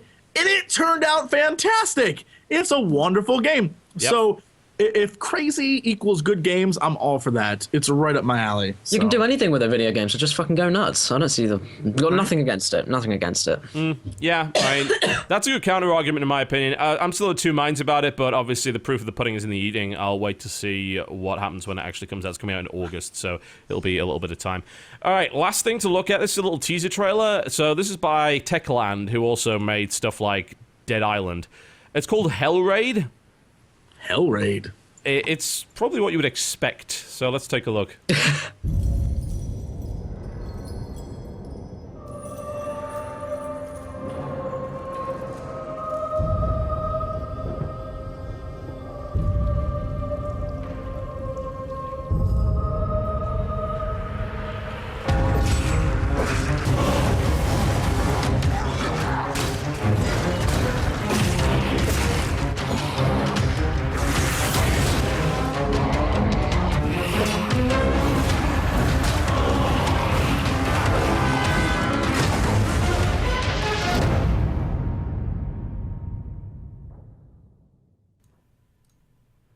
And the first thing the chat says is, it's Skyrim! No, it's got proper combat. It's not Skyrim.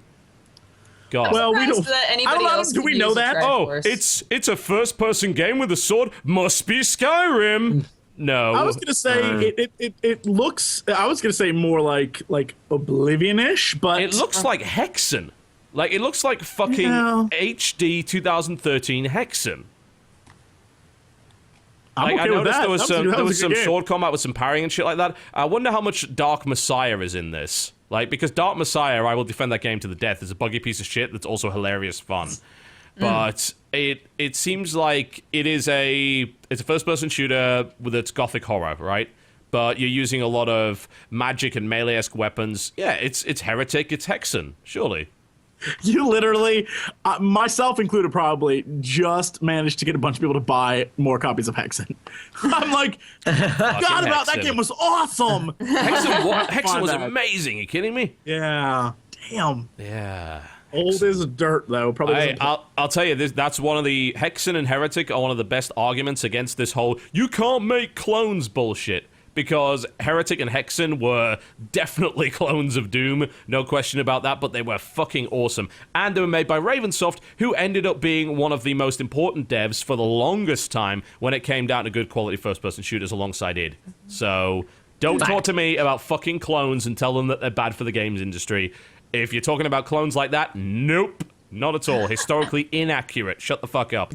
Anyway, yeah, it's, you don't see a lot of it there, but I like the fact that it's Hexen-esque, and that we're getting a first-person combat game that isn't just guns. Right. It reminds me a bit of Painkiller as well. Isn't it? It's very direct. Yeah. Oh yeah. I mean, Techland has never been a company that's made smart games. Let's be totally frank about it.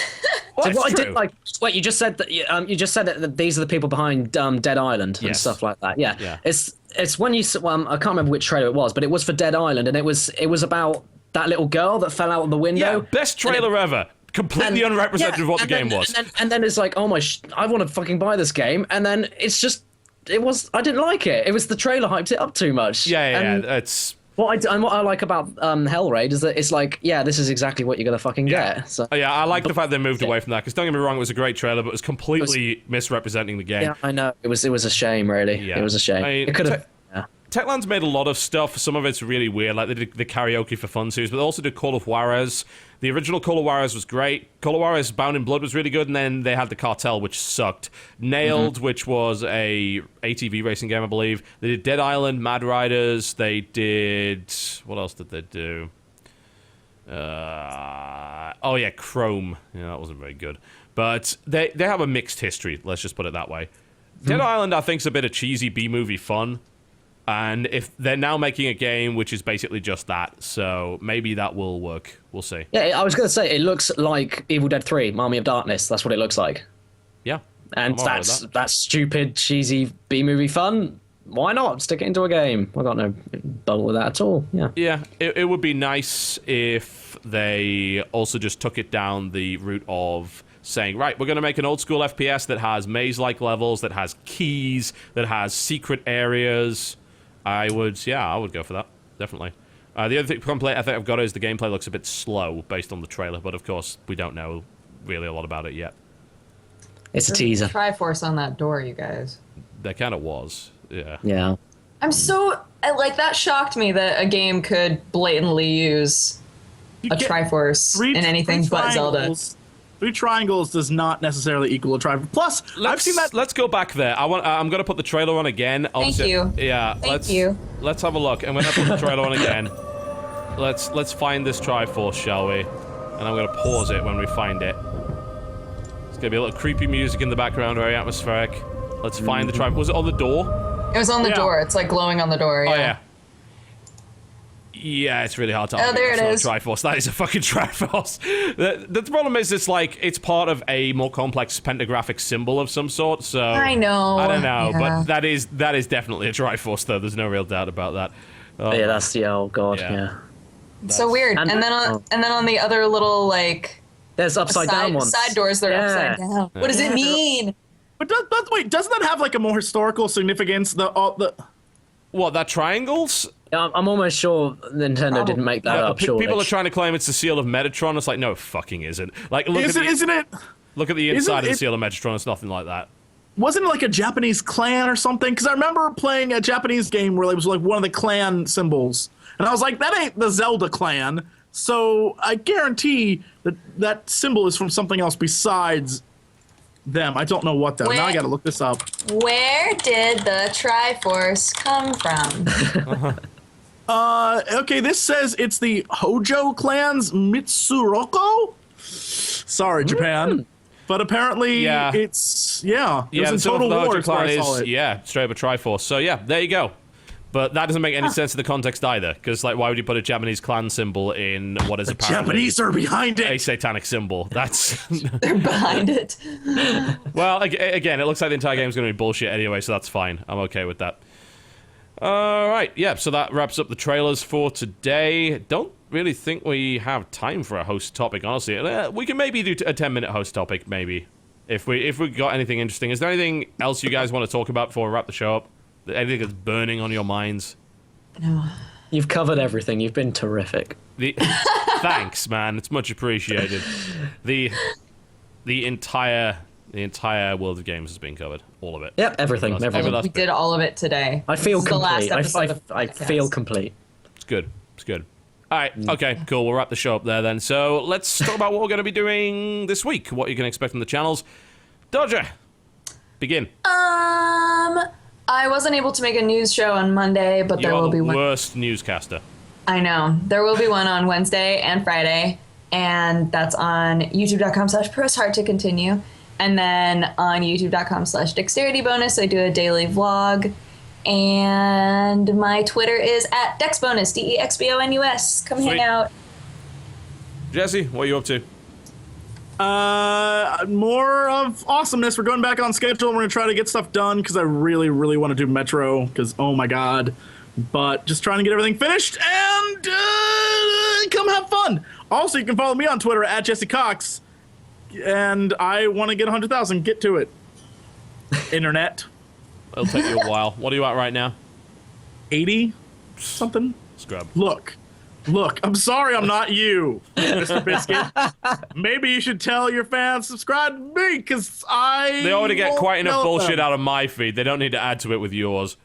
Whatever. Oh yeah, I need 180,000 followers, so if you're not following me on Twitter already, I'm about 300 away, so yeah. 100,000, let's do this. I actually don't give a shit. It's pointless, but whatever. To be fair, like, Twitter followers is actually a number you have to give to companies that want to, like, do advertising shit with you, because it's like, oh, how many social media? What is your social media reach, is the term they like to use. Oh, no. Your reach. Everyone. My reach is everyone. Synergy. Touching base. Organic growth. James Caddick, what's going on?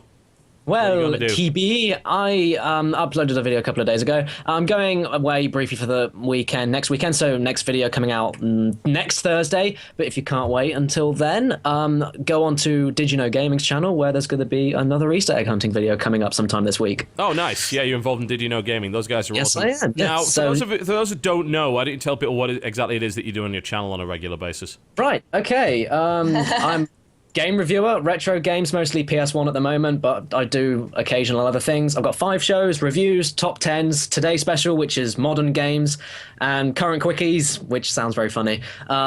Just really short reviews where I haven't really got the formula for that down yet, but that's really short reviews of newer games. And what is the other one that I did? Retrospectives, which is where I'll take a look at the first 3 of any video game franchise at all. And that goes on in 3-week, bites, if you will. And I upload once every 2 weeks, apart from the retrospectives, because that's once a week. But yeah, so hello, that's what I do. Go check it out. You should. You'll like it, hopefully. Sweet. Awesome. All right. My channel this week, I am actually cranking workout for once. I know I had a really bad week last week. There's a bunch of personal stuff, but I'm getting over that. So, content patch regularly. That's 5 shows a week when I can get it done. Things seem to be on track for the moment. Let's hope that doesn't change. If you haven't seen it already, my Don't Starve video is out, and also my look at Dragon's Prophet. That was closed development beta. That is a new forthcoming MMO from the guys that brought you Runes of Magic. It involves dragons, training dragons, riding dragons, and also has PvP, player housing, and dragons. Yeah. There's also dragons. You can be a dragon on a plane. You can be a dragon on a train. You should be a dragon all the time. But I will be looking at... I'll do my little... Okay. I'll do a little video of... What the hell do you call it? Guns of Icarus, probably, leading up to the Battle Royale on Friday. So you'll be seeing my coverage of Guns of Icarus on Friday as well. I don't want to do Star Trek, but I feel I'm obliged to.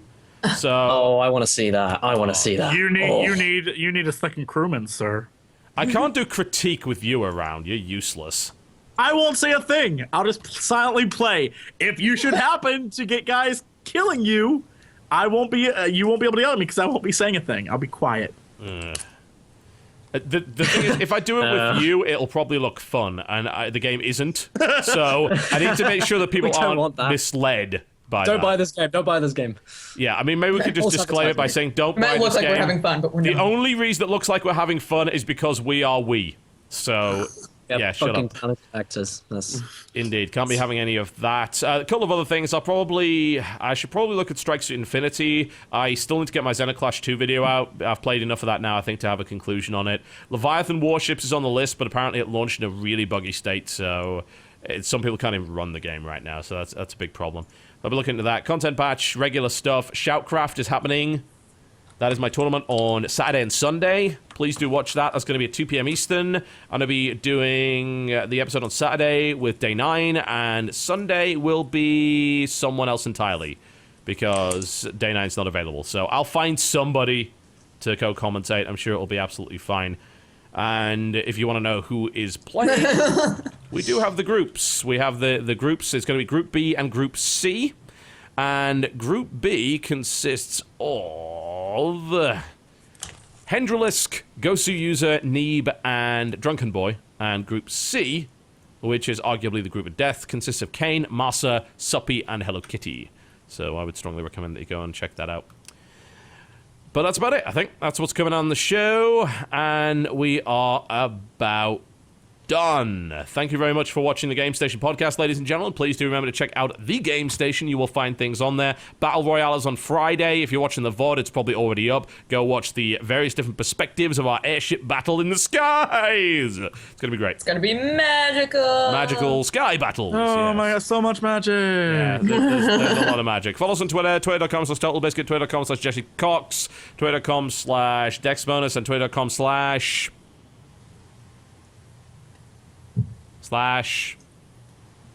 Caddicarus, just Hey! I was waiting for that. Fuck you. He's busy looking at more of your comments to steal. If I find my comments in your next video, I will hunt you down. I will. He just screen caps all of them. They're not actually worth those dramatic readings of them. Yeah. Alright, okay. Can I just say, guys, thank you so much for having me. It's been great fun. It's been Thanks for amazing. joining us. Yes, thank you very much. Oh. You have been watching the Game Session podcast. We have been doing it, and we're going now. Bye.